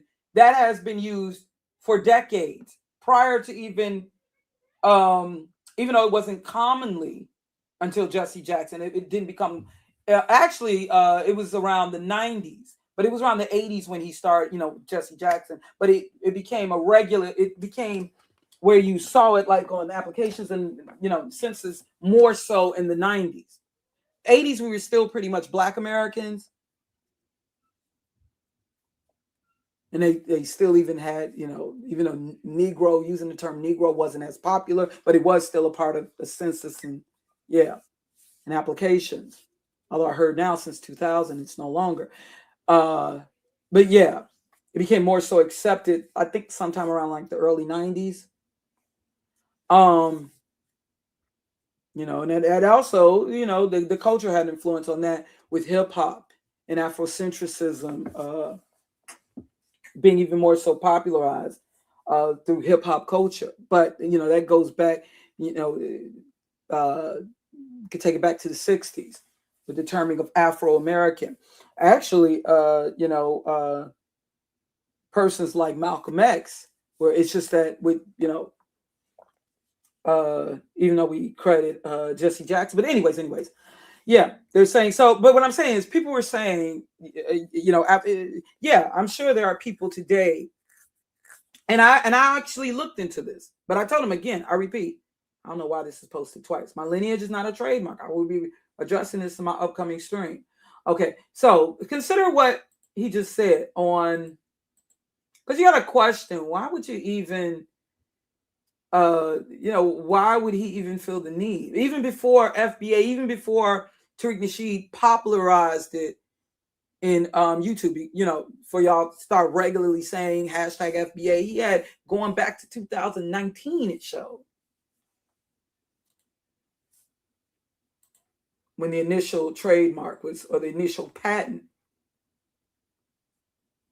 Okay, hold on. Now, wait, do I give the FBA explanation? Because they had to do the damage control. This is that same Black's News and Facts doing damage control. So is this a Tariq Nasheed? Now, you know that Taharka Bey, aka Morris World TV, you remember there was a D Tubman channel? That was a channel that was supporting Tariq Nasheed, but you don't really see it any longer. Now, Taharka Bey has his belief that was Tariq's woman, Peanut. I don't know if that's true. That's something I can't prove. I don't think he's really been able to prove, but it is something to, consider. But yeah, so who's really controlling these channels? Who are these people here? But yeah, so let's see. What do they say? Let me speed it up. I got it sped up. Fair use. Let's see. FBA's trademark. Damn right. Listen to the explanation. So let's see.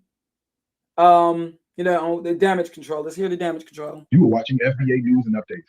Family, if you trademark a word and it becomes a nationality, does it lose its trademark?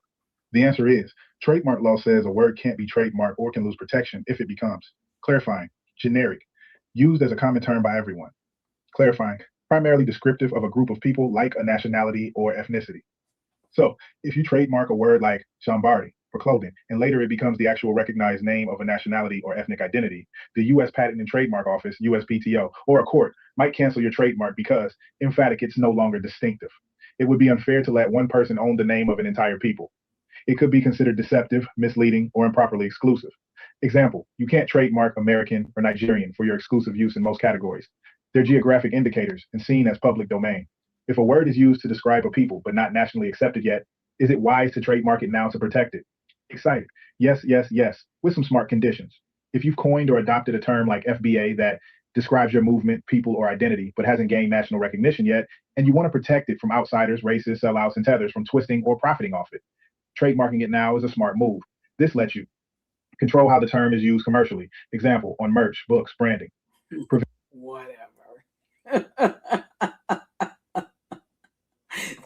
Nice try. Prevent corporations or culture vultures from watering it down or exploiting it, and build legal muscle around it before it blows up into a cultural force. But here's the catch. If the term becomes too generic or political, it might lose protection down the line. You must actively use the trademark in commerce. And not just wait, hold on.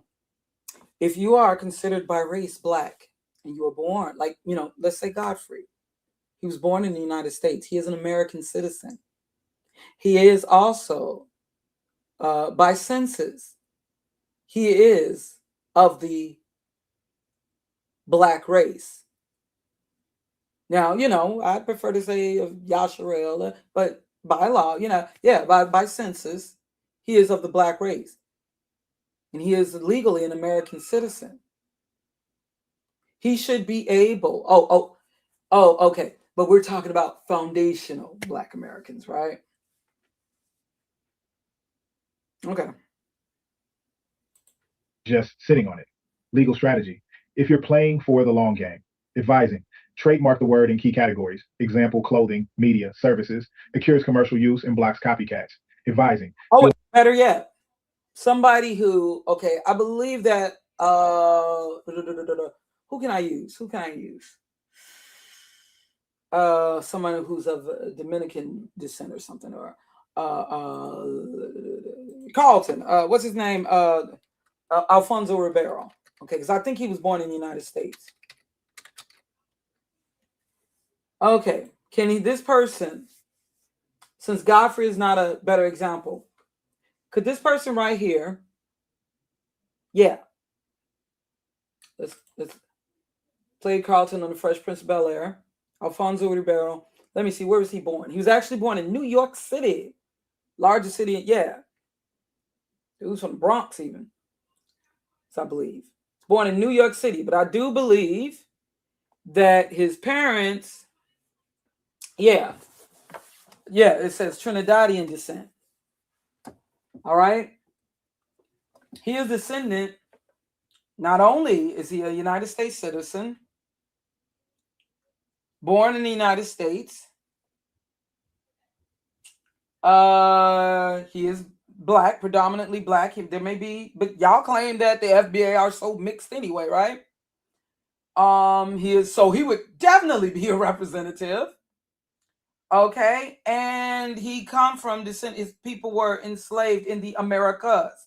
Could he not refer to himself as foundational Black American?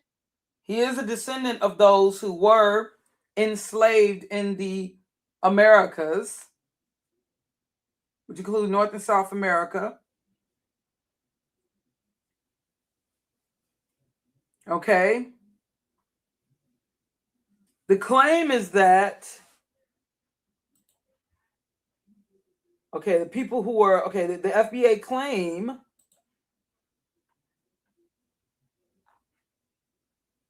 all right, hold on, I'm sorry. So, okay, you're saying that Alfonso Ribeiro could not use the claim foundational Black American. Although we do know that people from the Caribbean, they did have also something to do with the foundation of this nation. Okay? Because even on the site, they acknowledge that hold on. Oh gosh, I got so many tabs open and I'm lost. The foundational site, they do acknowledge, where the heck is this? Where the heck is...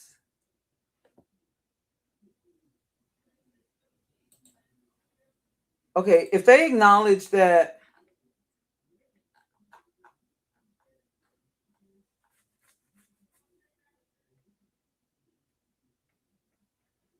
okay, they're saying a Spanish colonizer brought the first documented enslaved Black people to the shores of what is now South Carolina and to what is now the South Carolina and Georgia coastline.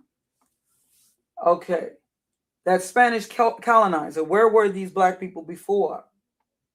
Where did he bring them from? I'm just saying.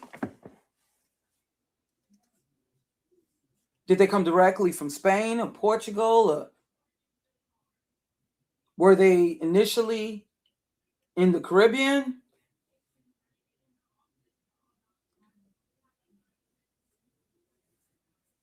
No, I'm just saying, why couldn't these people also be considered, founders? How come they would not also be considered,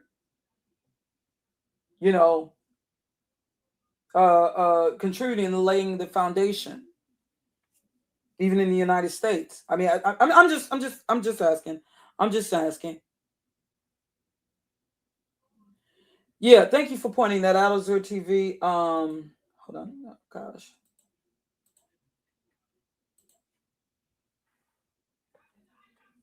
Oh, wait, let me go back.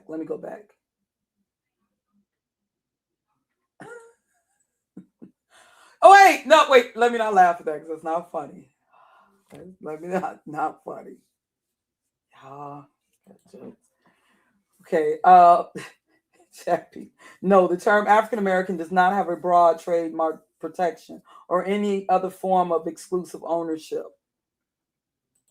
The term African American has been used in trademarks, but the term was a descriptor and not exclusively owned. Thank you. And let me see. I said, in all fairness, let me look up. Hold on. Now, there are people they would, because I know they may try to do some damage control. It's going to get to a point where they're just going to tell me, oh, shut up, Musty Tether, and maybe make fun of me or something like that. And that's all they're going to be able to do. Because there's only so much damage control you can do. All right. So, yeah, I had typed in, make sure to put in quotations, African American. And, you see here, you see various things, African American, canned vegetables, chicken, pork, knit clothing, T-shirts. Yeah, you see various things using you know, African American as part of their logo, etc. Dolls, clothing, beds. Yeah, where it may be like part of their logo or something like that. Yeah, so, but like you had pointed out, and let me keep that up, the term African American has been used in trademarks, but the term was a descriptor, not exclusively owned. And yeah, it has been used as you know, and also been added as part of the census years before you've had these here products from the very beginning, pretty much from the very beginning. Tariq Nasheed had FBA trademarked, it appears.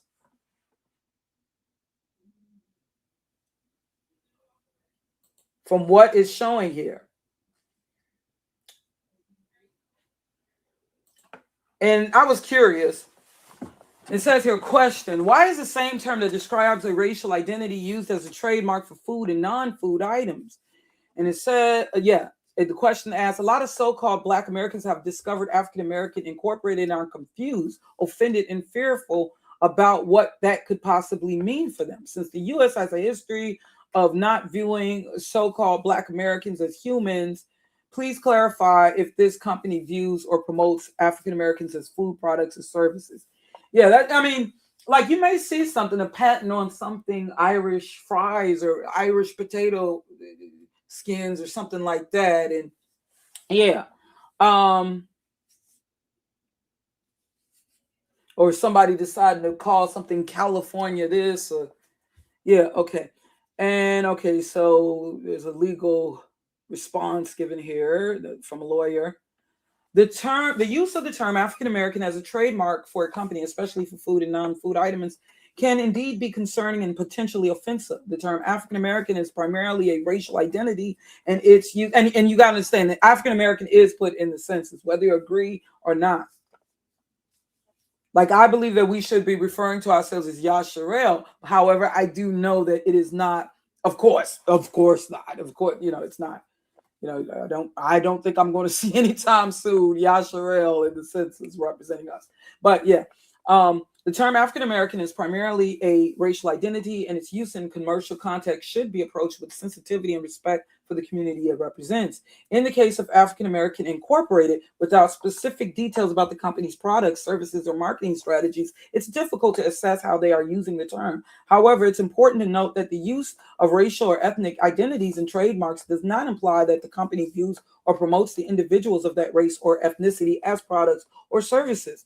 If there are concerns about the company's use of the term, especially if it's deemed disrespectful or exploitative, individuals or groups can voice their concerns through social platforms, contact the company directly, or seek legal counsel. In some cases, filing a complaint with the United States Patent and Trademark Office or the USPTO or other regulatory bodies may be appropriate if the trademark is considered offensive or misleading. So this can be done with FBA. It's crucial, you know, being that Black Americans, which is part of the census, is being used with FBA. So this is something that we can consider also.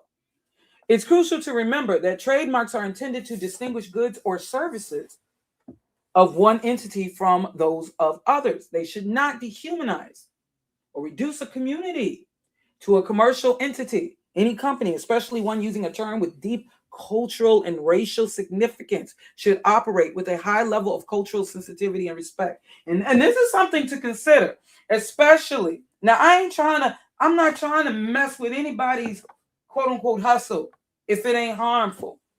But if they keep claiming that they represent, FBA represents Black Americans, by, you know, those of us who are categorized as Black Americans as a whole, and that's how they're talking, even though this is something that has been, you know, trademarked and patented, and he's making money from this, you know, and these are people, and when we feel that this is harmful to our image as Black Americans, see, why do you think he's now like distancing himself? As you can see, you can go to these channels that claim to be representing FBA and all that they are doing. This is not about promoting Black American history.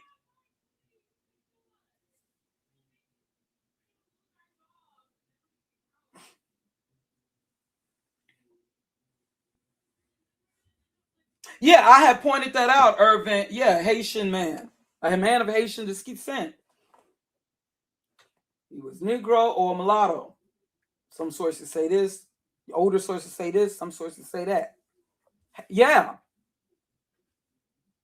So wouldn't that have something to do with the foundation of Chicago, in America?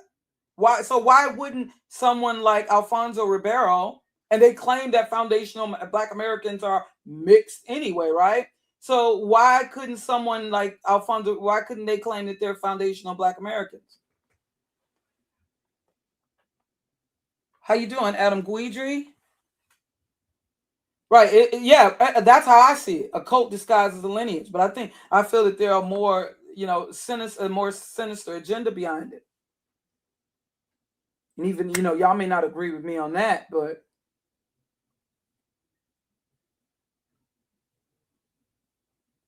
and I think this can become very harmful to, let's say, okay, I live in Chicago. Although I'm no longer on the north side, but I know on the north side of Chicago, there is an abundance of Black immigrants, or, an abundance. Okay, like the Kingdom Hall I went to just north of Chicago, Evanston, Illinois. I mean, just about everybody had an accent. I was like one of the few people, an accent that was not American, that is. I was one of the few people with a Black American accent. But yeah, there were people there from Belize, and the majority. It took me a while to get used to it, listening to the speakers, and it was mostly Black. It was like, the congregation was like over 90% Black, but they were pretty much all, Jamaican, Haitian, from Belize, Ethiopia, Nigeria. I mean, it was, and I had to kind of get used to it.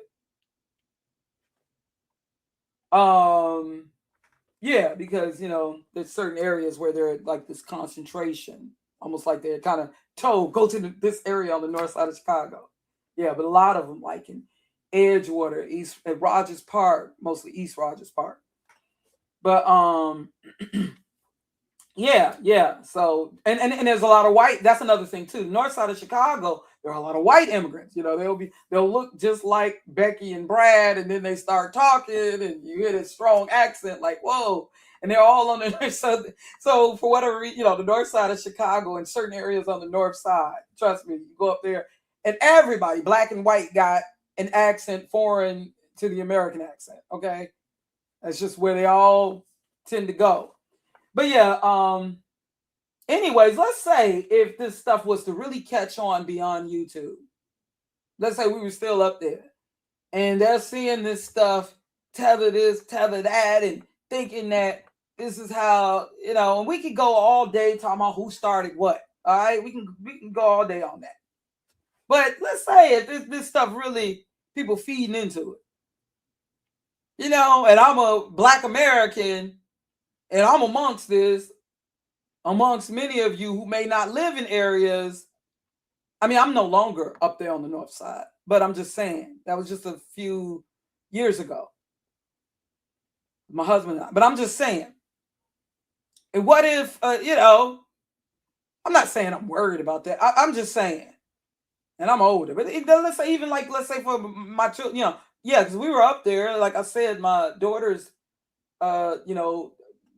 boyfriends, when we were up there, one was from Senegal and the other from Nigeria, and it wasn't a thing like I told her, talk to foreign Black guys.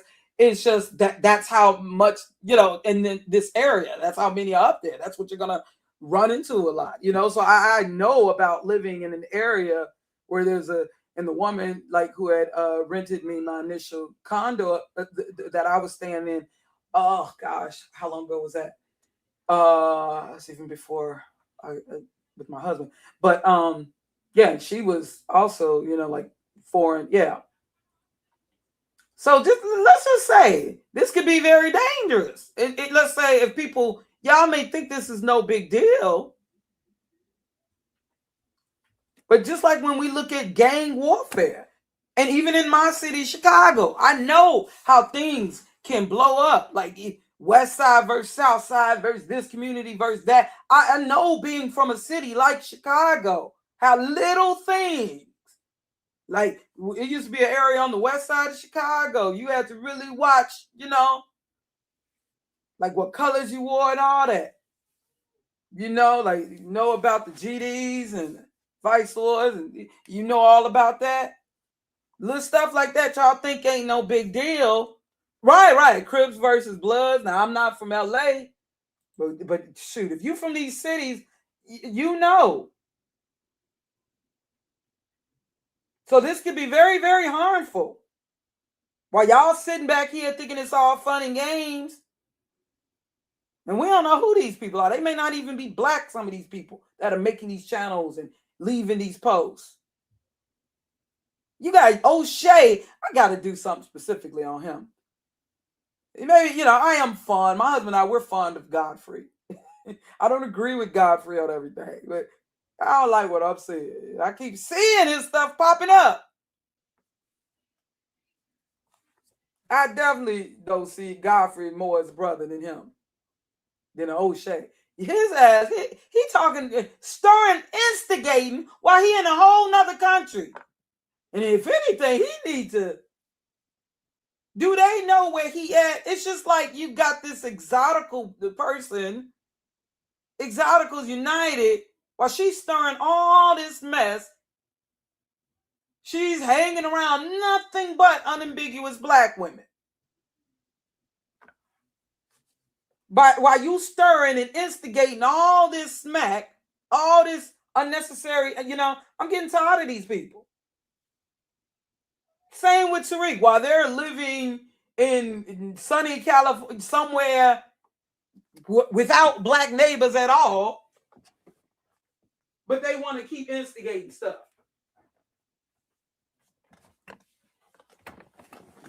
Yeah, we don't know who these people are.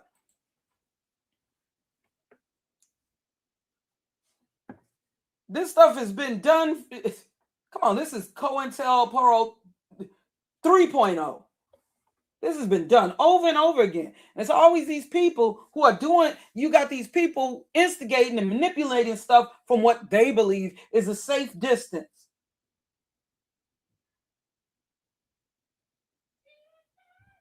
Yeah, O'Shea, he was first in Poland instigating stuff between black men and black women, even though you ain't got to even deal with black women no more. You're in Poland, dude. You're in Europe.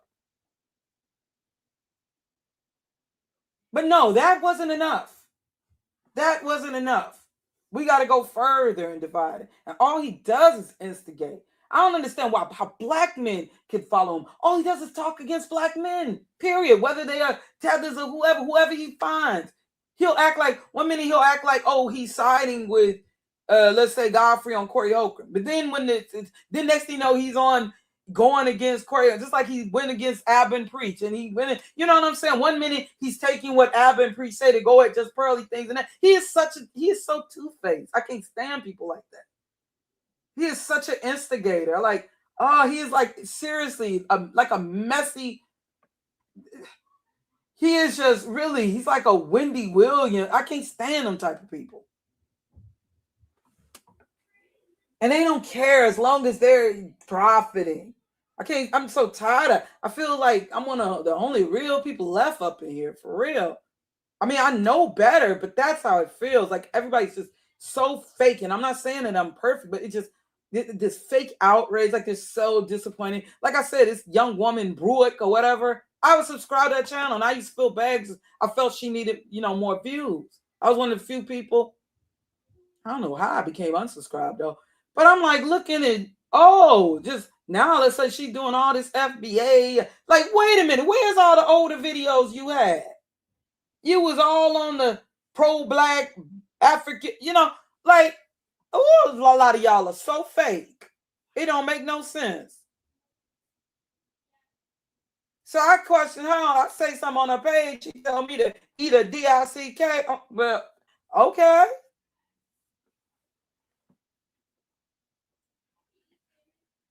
I got you, sis.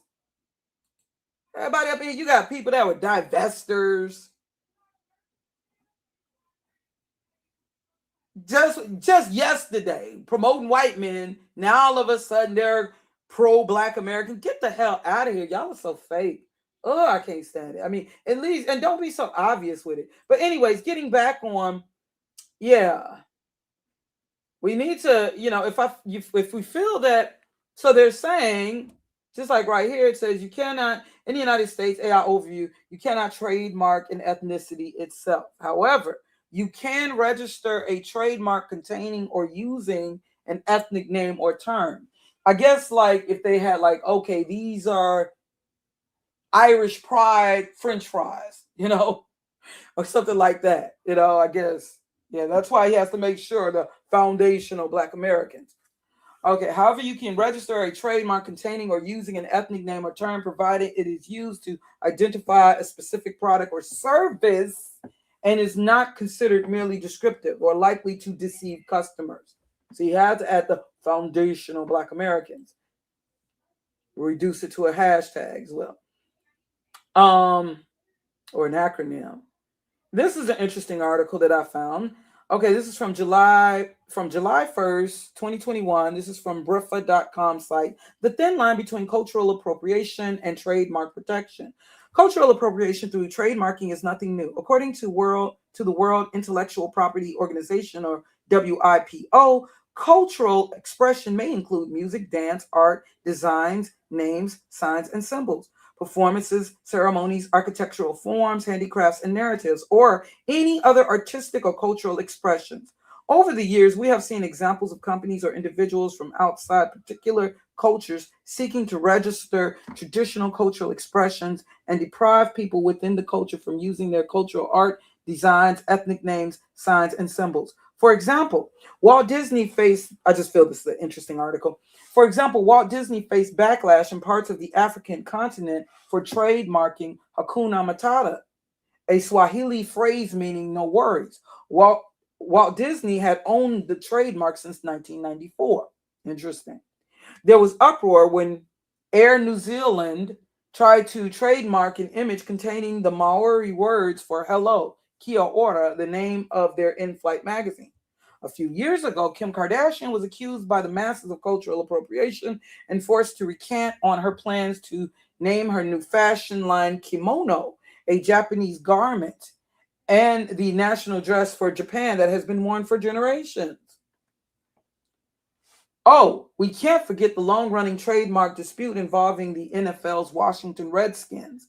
We have seen over the years Native Americans have tried to challenge and cancel various U.S. trademark registrations for the name on the basis that the word redskin is a racial slur.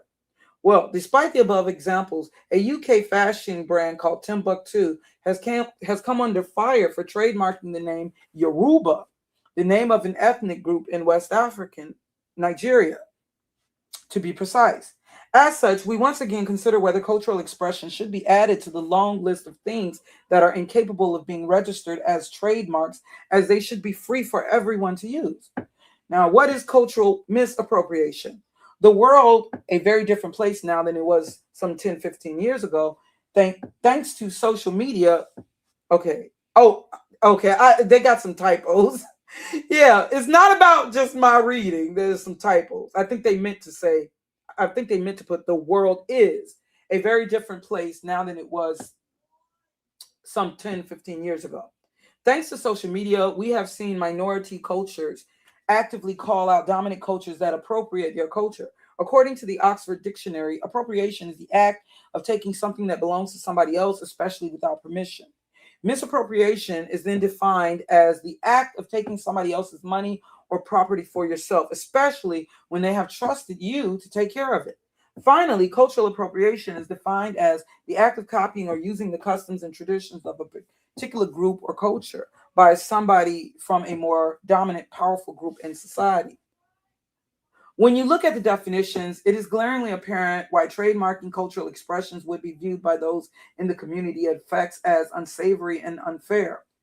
Trademarks by nature grant the owner a monopoly right to use a particular word, logo, slogan, phrase, or image, marks, in relation to specific categories of goods and services. This monopoly right affords the owner of the marks the right to prevent others from using similar or identical marks in relation to similar and identical goods and services.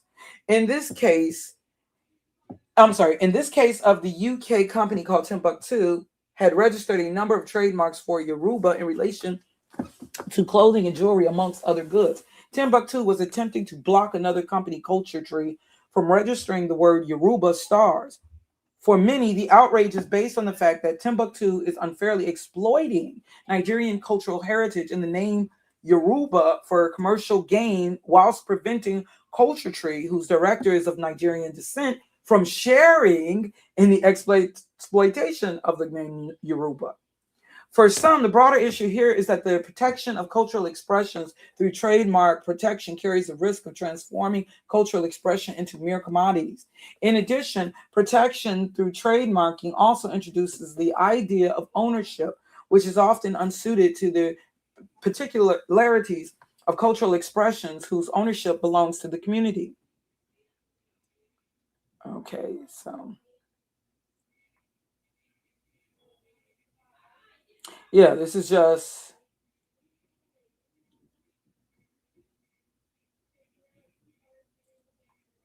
so this was an interesting article.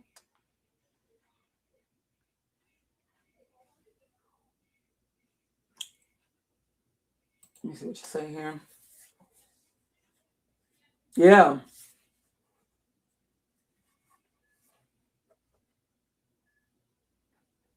I remember when I was in grammar school, I remember my teacher. Yeah, now the initial people that were said to be in what became Chicago were natives. Okay, now, now I'm thinking, I'm going to assume natives of,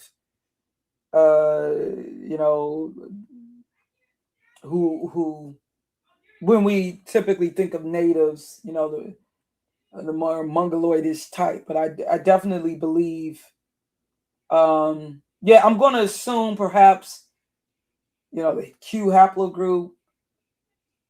I'm assuming, yes, these people, the more indigenous natives, I do believe were melanated, not necessarily us. But I remember my teacher, this was like early 80s when I was in grammar school. I just remember my teacher saying it was called Chicago, the name. Like it doesn't come from, Chicago. It's not like it's not a name of the West, or it's not a, what I'm saying? It's not a like a European. Yeah, I remember being taught what she says, Chicago.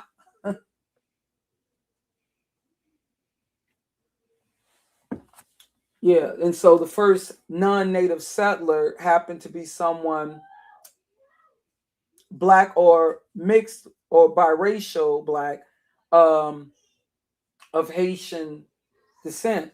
So how can you say someone? Yeah, how can you say that? They have no, and he was well, he married a native wife,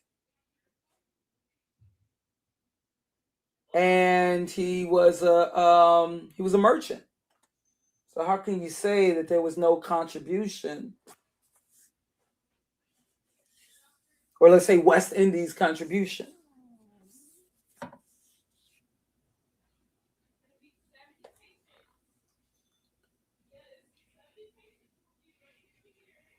Let me see. It wasn't called Chicago. Disable founded it. It was. Oh, okay. You just followed up kind of what I was saying. Ironically, yeah. I just remember in grammar school, Chicago, something like that. Yeah.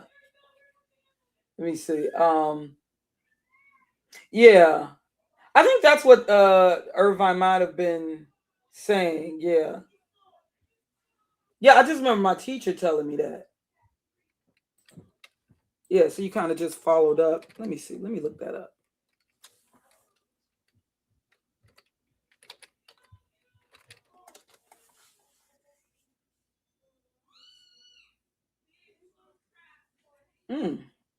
Yeah, because I remember learning, I didn't know it was spelt like this. I just remember, but I definitely remember Chicago. That stuck with me. I learned this in grammar school, and that was like the early 80s.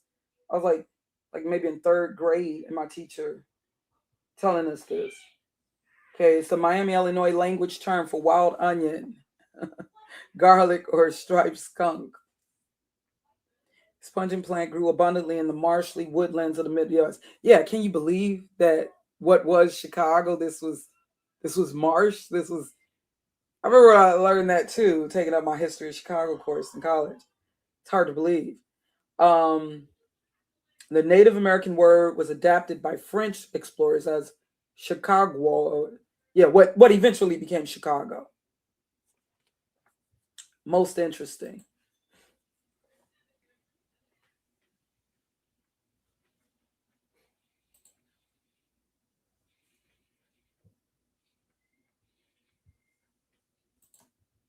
You say you got, Mr. K, you got articles by John Henry Clark writing in the 60s and 70s about the contributions of West Indians to the Black American struggle. I definitely. And why am I not intimidated by that? Why is, you know what? I almost allowed that to get to me initially. And see, Tariq, it was very clever. See, he knew that by initially going at it with Fat Joe, see, that was also about my own pride. It made it easier to eventually go at Busta Rhymes. Because I was like initially, wait a minute, Busta Rhymes, I thought you was on the New York shit. What happened? I almost fell, and can you believe that? I almost fell for it. See, that was about that pride. And I never felt, even though I had done my hip hop series, I never felt like, oh, I can't mention people of the West. I never felt that. And I was definitely Black and proud years ago, like when I did my hip hop series. But I never felt like, oh, I can't even mention Jamaicans, people from the West Indies. Oh, I can't even talk about Grandmaster Flash, or even a Puerto Rican like Crazy Legs. I didn't feel, because I was, solidified and secure in who I am as a quote unquote Black American, that I didn't have that intimidation. I knew what was up. You know what I'm saying? But see, that's the thing. You get these people that play on our pride. And see, him going at Fat Joe, it made it easier to eventually go at Busta Rhymes. And eventually, it's a reason to go at people from the Caribbean, because then you're feeling like you had to take a side. See, this is all. Because I remember I was telling, okay, when my husband was first showing me, because my husband, and for a while, it took him a minute to kind of break from Tariq Nasheed, because we would listen to him like on Sundays and stuff. Now, I wasn't really following him, or my husband definitely would be following him like on Facebook, thought he was funny and all. And now I didn't really follow what he was doing at Clubhouse or whatever. I didn't really go beyond YouTube. But obviously my husband would be listening to, I remember my husband had me listening to somewhere he was going up against some Ethiopians talking about Black Americans, right? On a panel. I've never actually even visited Clubhouse or whatever. And so, my husband was chuckling, and they were saying some very disparaging things against Black Americans. And they were also whoever this was, like a woman, they were they were amongst white racists, talking against black people, more specifically Black American. So of course I'm offended, because I'm just seeing them as coon and all, whether they from Ethiopia or wherever. And I remember my husband had me listen, and that's when it first kind of hit me, like, wait a minute, this is, because I knew how it was making me feel listening to it, right? See, this stuff, it was obviously a setup all along. So I remember getting pissed off, and and we're laughing as Tariq putting asses in check, right?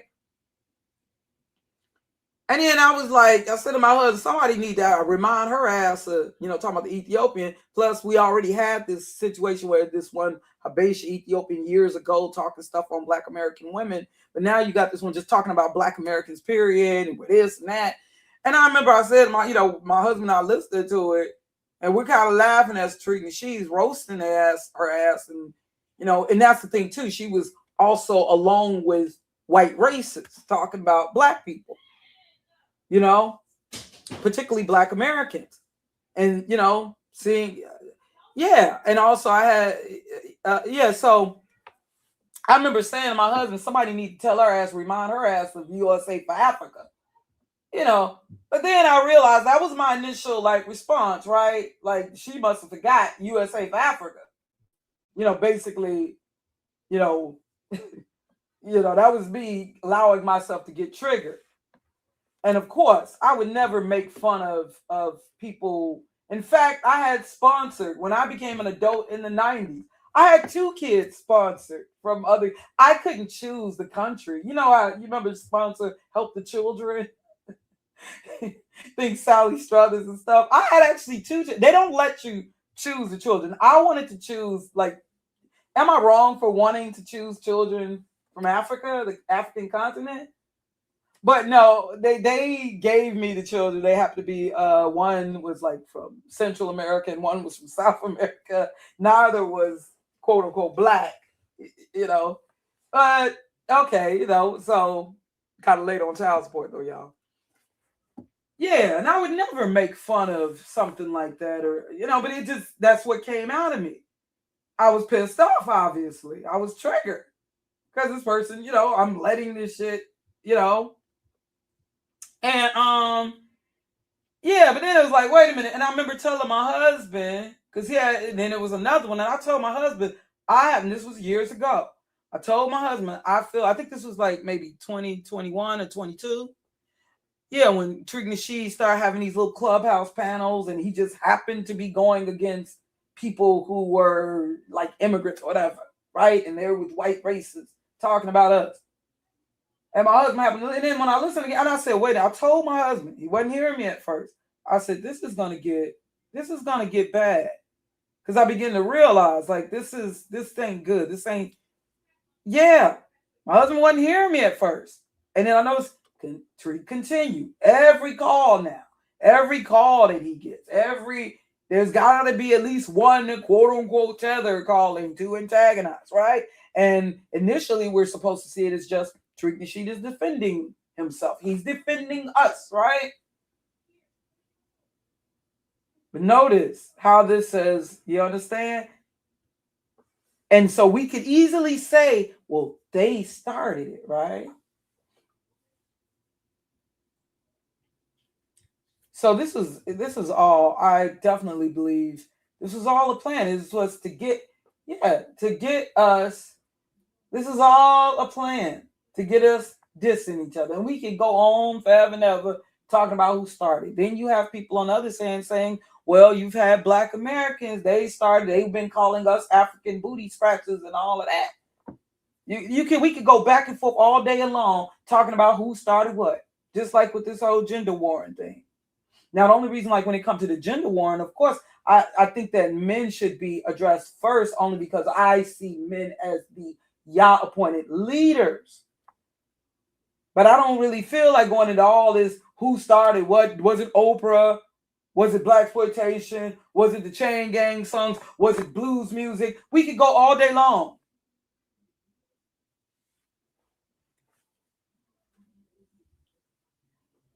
Yeah, I knew he was talking about Marcus. Yeah, I know that Marcus. Yeah. It's a very American name of North and South America. For all we know, Tariq Nasheed himself could have some.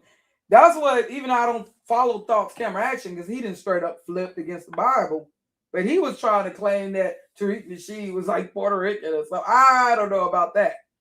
He was also trying to claim that Tariq Nasheed's mixed. That's irrelevant to me, but you know, I'm sure you got admixture. But he was trying to claim, because Thoughts Camera Action himself is mixed.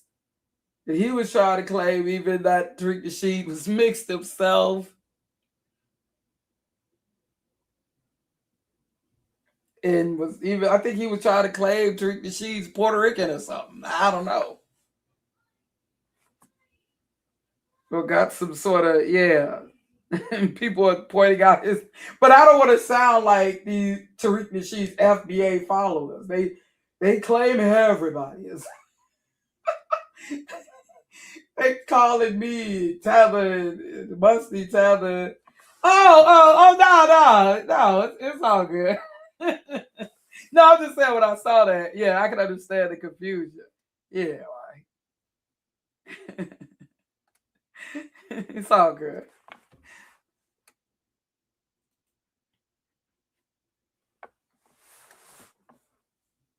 He said, look up these two articles entitled West Indians Parse.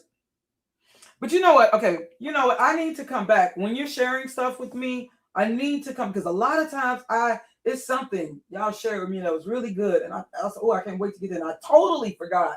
And now I've lost. So I need to, even before I do these live streams, I definitely need to go because I would like to go over some of this stuff. Oh, yeah. Oh, the founder behind Johnson's Hair Products. Since we want to talk about Black Americans, maybe I'll talk about it. The FBA too busy roasting tethers. But yeah, it passed away. Chicago, Johnson, Afro Sheen passed away.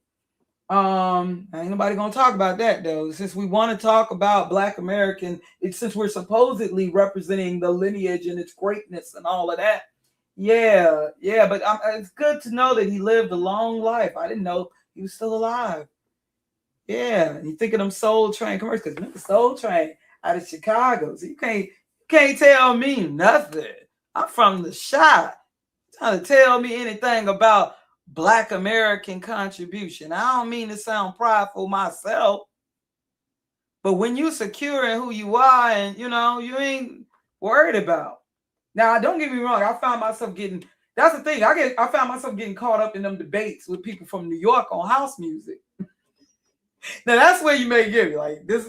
Like I did a video years ago. It's my house, New York. Far back, New York. It's my house. House music. We got to be careful with a lot of that. I just ironically listened to earlier Fab Morvan. I'm glad he's speaking more, and he's speaking so fluently in English. That is. From Milli Vanilli, and yeah, it was an interview with him that showed up. But yeah, the thing is, like, and going back to what was said, yeah, I wanted today, but I didn't know I'd be talking so long on this, because I do also want to, maybe I'll talk about it tomorrow or later or whatever. Also on ADOS, because you also can't tell me that FBA was not like highly influenced by the other acronym ADOS. Now I've had people also like a sister who had been following my channel for years, but she was definitely in support of the ADOS. She didn't support Tariq Nasheed, but she was definitely in support of ADOS. And there are people who felt that Yvette Carnell did or does, and Tone Talks, and the whole ADOS, it does have sincere intentions. Like, I'm not even with the Black Lives Matter. I do, however, feel that there were people with Black Lives Matter. You got to be so careful when they make these things into movements and hashtags. However, I can't support anything that is George Soros funded. However, I do believe that there were initially people like the brother who ended up tragically, in his vehicle. You know what I'm talking about? I do believe that there were initially people who had really sincere intentions, and it just, it got hijacked. It got co-opted. It, got infiltrated with agents. Now, can I say the same for ADOS? I'm not going to lie. Me, the stuff that I initially watched with Moorish World TV and what he put out there, like I didn't initially have an issue with Yvette Carnell. For some reason, I know I did unsubscribe from Boyce Watkins. I can't remember exactly what. Maybe he said something against the Bible. I don't know. But it was just brow raising. Like, why is it that he's falling off with everybody everybody he was, and then like I said to my sister Reef, you know, I do have to question those if you platform some people and gave them a platform and they're doing a lot of questionable things, you know what I'm talking about. The primary example being Cynthia G, and yeah, and then everybody you seem to be affiliated with, y'all tend to fall off. You know, I do kind of got to question that. And also, I guess I'm just noticing when these people like Sonetta and Boyce Watkins came along in the YouTube world with their platforms, I can't help but look at them, you know, because I just noticed that that's when the shift began. Don't get me wrong, you had trolls, and you know, it ain't like there wasn't this beefing and stuff going on, but it just really, I don't know. But you know, I can't say personally, otherwise I got anything against Boyce Watkins. And I didn't really have nothing against Yvette Carnell. I used to just wonder, like, why don't she smile? Like, she just always seemed angry to me. It just but anyways, I'd love to believe that people had sincere intentions. However, I didn't know, you know, until what I had seen exposed also by Morris World TV. And it's not like these are things that he's making up. He's showing this himself, showing posts that Yvette Carnell has left. And yeah, and it does come off rather xenophobic. You know, I don't like usually using these terms, using phobic, and yeah, but I didn't know that she was talking like that. I didn't know that she was, because I don't follow Yvette Carnell like that. You understand? You know, but you know, I had no reason to really go against what I felt she was trying to do, Tone Talks, but I can't say that I really follow them like that. But yeah, there were things I had found out, and there were certain things years ago. Now, yes, it was a rumor that she was married to a wife. Look, I haven't even cared to even look into that. That's kind of irrelevant. However, I had to point that out, and we cannot deny that Yvette Carnell is rather just. We got to look at how you present yourself, and she does. She is, her look is rather androgynous. All right. Let's just keep it real, okay? So if I were to assume, and I know we shouldn't assume because people have assumed things about me. Yeah, I would think that she was a you know, the XYZ. I don't know her personal life, but what the point that I was making is that even though she has spoken against the Democratic Party, and she doesn't present herself as Republican or right wing, and she has spoken against the Democratic Party, the point that I'm making is that her visage, her image, she still represents more so. She's still left presenting. Do you understand what I'm saying? That's the point that I was making. Okay. And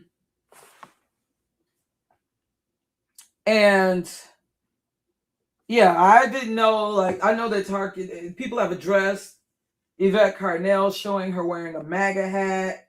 And there are certain things that she said, like, I'm like, oh, I didn't know she went there. I didn't know she was saying stuff like that. You understand? And also, I had years ago learned about John Tantum, and yeah, and maybe I'll talk about this tomorrow.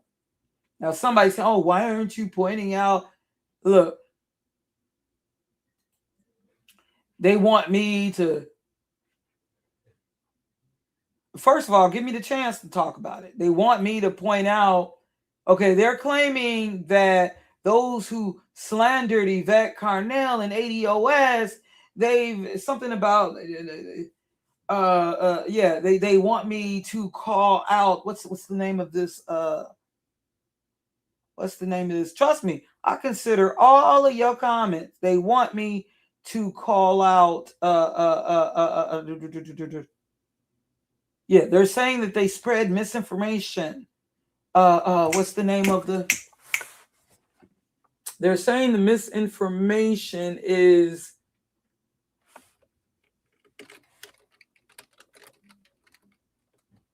yeah, from the yeah.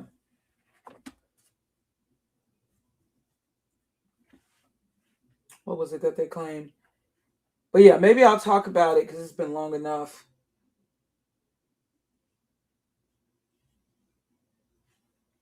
But I do want to go more into talking about ADOS.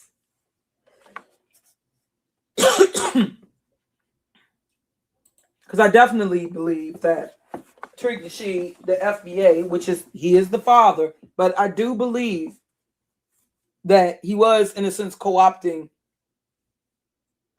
ADOS. However, ADOS, now this is probably a site. Now understand, I'm not with the politics, but it's a thing to eat the meat, spit out the bones.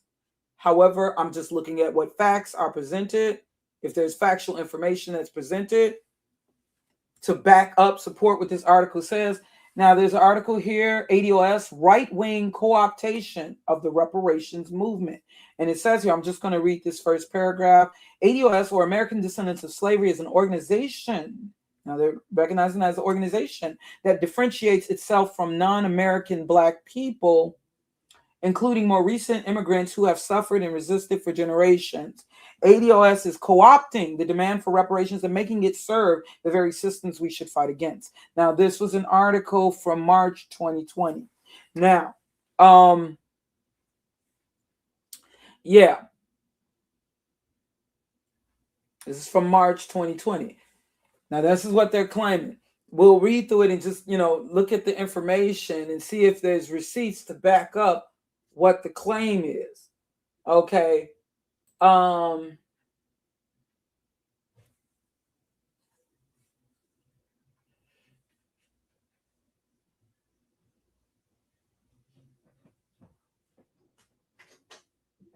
Wait, give me a second, y'all.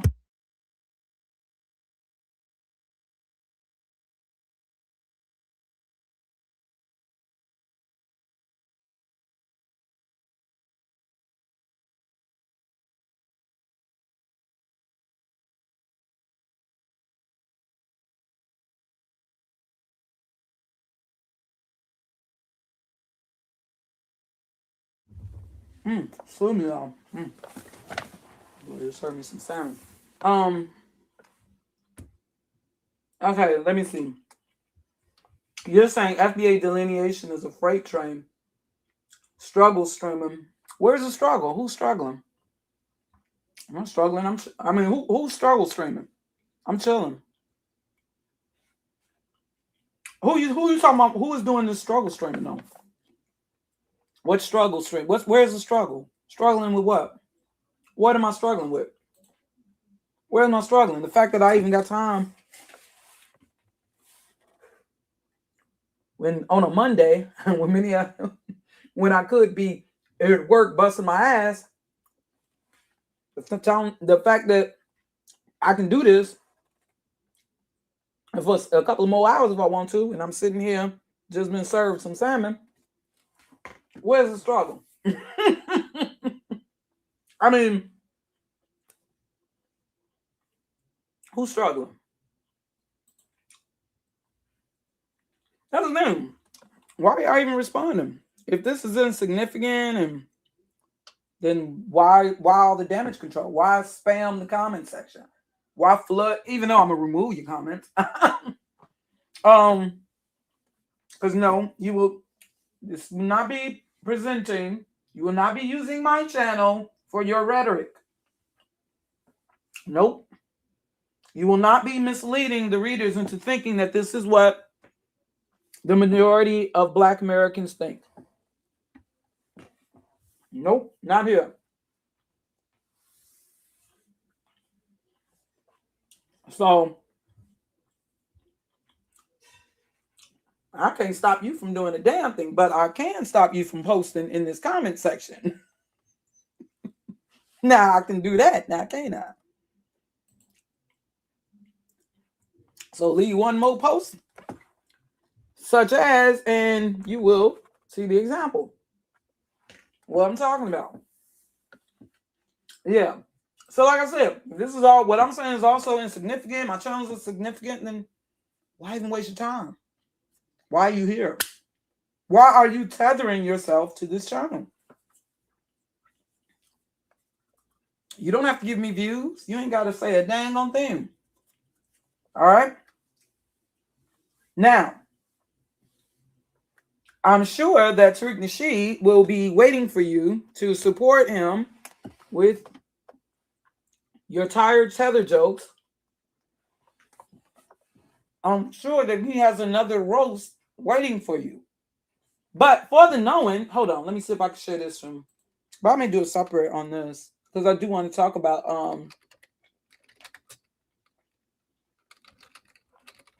yeah.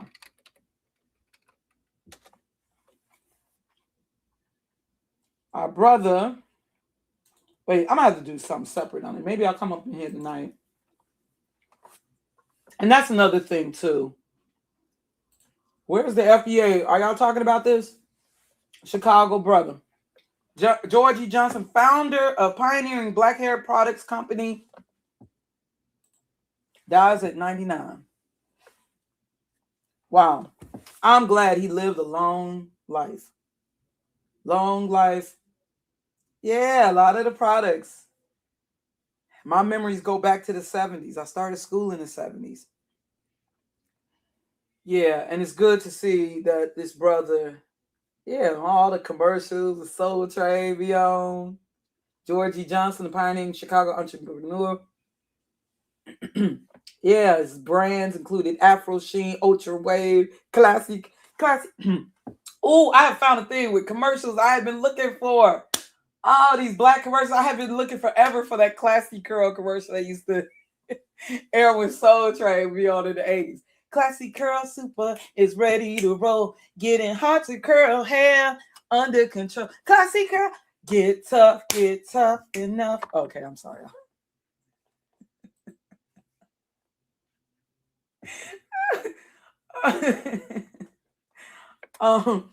Yeah. Well, anyways. So I will get back to you guys later. I want you to enjoy the rest of this day. It's gonna get hot again. Oh my gosh. It's gonna be hot again in Chicago. Y'all gotta understand, my city, when it's hot, it's really hot. When it's cold, it's really cold.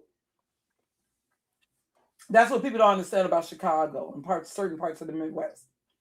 But speaking of Chicago, because I noticed, like, even when I was with family in Florida, the temperature was at a certain, where Chicago, it was extra hot in the summer. You know, people don't understand. In Chicago, like the what's the word? It's very temperamental. I mean, the way that the weather fluctuates. Like in Chicago, when it gets hot, believe it or not, it can get very hot in the summer. And when it get cold, it can get very cold. Even though, the winters aren't as they used to be. But then it's like a blizzard will hit. It's like there'll be no snow, something in it, like a really crazy blizzard hit. Yeah, like Chicago, when it gets hot, it can get very hot, even hotter than it is in Florida and California. I know that kind of sounds outrageous, but well, some of you, like if you live somewhere like Arizona, what's that part of California that's really, really like hot at one desert valley? Like where's that place? But yeah. So yeah, if you're used to that all year, I'm just saying we're not used to that all year round, so that can be more difficult. Like when I remember we was in the message forum talking about that heat wave that hit Chicago and what was that, like 95 and also other cities. Now we were living in Milwaukee at that time, just happened to be in Milwaukee at that time, but it was pretty much the same weather, just a couple of degrees hotter in Chicago. But yeah, when that heat wave, and I remember somebody, when we were talking about it years later in social media, someone in the message forum said, "Oh, you guys are wimps. We're in Arizona. That's nothing." But you gotta understand that when you're not used to that. Yeah, and that's the thing too. Like I said, in Chicago, when it gets hot, it can get very hot. And when it's cold, gets very cold. And when it's windy, it's very windy. And when it's rainy, it's very rainy. That's how it is in Chicago. And that's the thing. I'd love if I could to go and live in Nigeria, but y'all are stirring this animosity. They may end up thinking that I'm, on this FBA tip, making it hard for those of us who want to travel and perhaps even reside in you know.